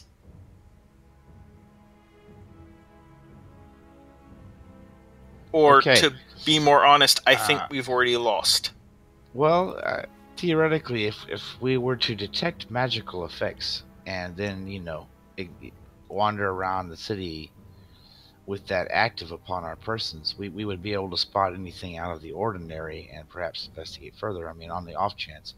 I don't know how prevalent magic, is used in this area other than such as myself or yourself. But we could always try that and see if we could see something, because even if something is disguised with illusion, it would still radiate a magical effect of some kind. I think illusion specifically... I don't think detect magic actually picks up illusions. It do. It detect magic picks up anything magical unless it specifically states otherwise.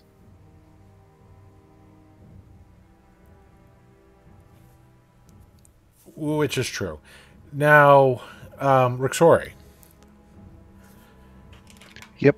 Okay, so while they're going over this and kind of getting in the mindset of the killer here, playing little mine hunters, the trying to catch a thief here. You are tasked to go try to inquire about a couple of names and then about Kendra. So, following Billidan's orders here, do you deviate from those at all?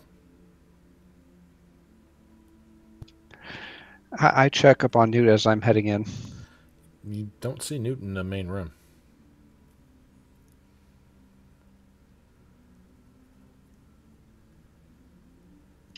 I will ask the staff about Newt while I'm also asking about the names. They tell you about this winged lady that was flying around trying to clean up and help patrons and basically just doing random chaotic acts trying to be helpful. And, when she couldn't really do too much more in terms of, cleaning or serving, she just started helping, patrons kind of, leave that are stumbling about. And she was just being, overly helpful, assertively helpful, even if people didn't want the help. And Rixorki is just kind of almost passed out at the bar here. She's just laying down, holding her jug, her alchemy jug, with a little death grip as she's just kind of snoring on the bar. Do they know where she is now? They do not. Or who she was last seen with? They do not.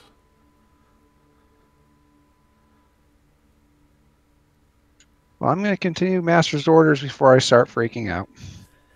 Okay. So, with that, you start giving them some false names, and they go through the log books, and they're like, no. Flipping through several pages here, going through. And then when you give them the name Kendra, they look in it, they see the same signature that you glanced over, that you saw, that same large, very delicate signature. And it shows that she is a merchant that arrived in town not too long ago, but you do see something else on here that you missed before, mainly because of some of the signature for Kendra kind of overlapped it. There's another familiar name on here that you see. The name signed in the guest book, right above Kendra, is Reth. It's Karos. No, it's Karos. He's secretly Reth. And, yeah, that's where we're going to stop today.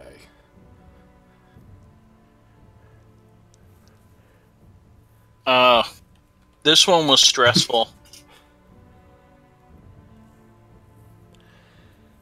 Well, it was something a little different than what you normally kind of go through, so... This one was stressful.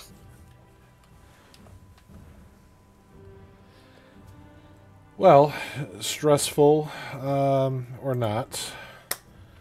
Cool, I'm glad to be back. Thanks, guys. Welcome back. Wanted to give out another welcome to Magnus, who is playing Adanaros, and will we be seeing you again next week and beyond? Yeah, man. Perfect. Well, let me congratulate you all once again for completing another session. I have been your Dungeon Master, and I hope you all had a good time. Happy gaming. See ya. Waves. Take care. That was stressful.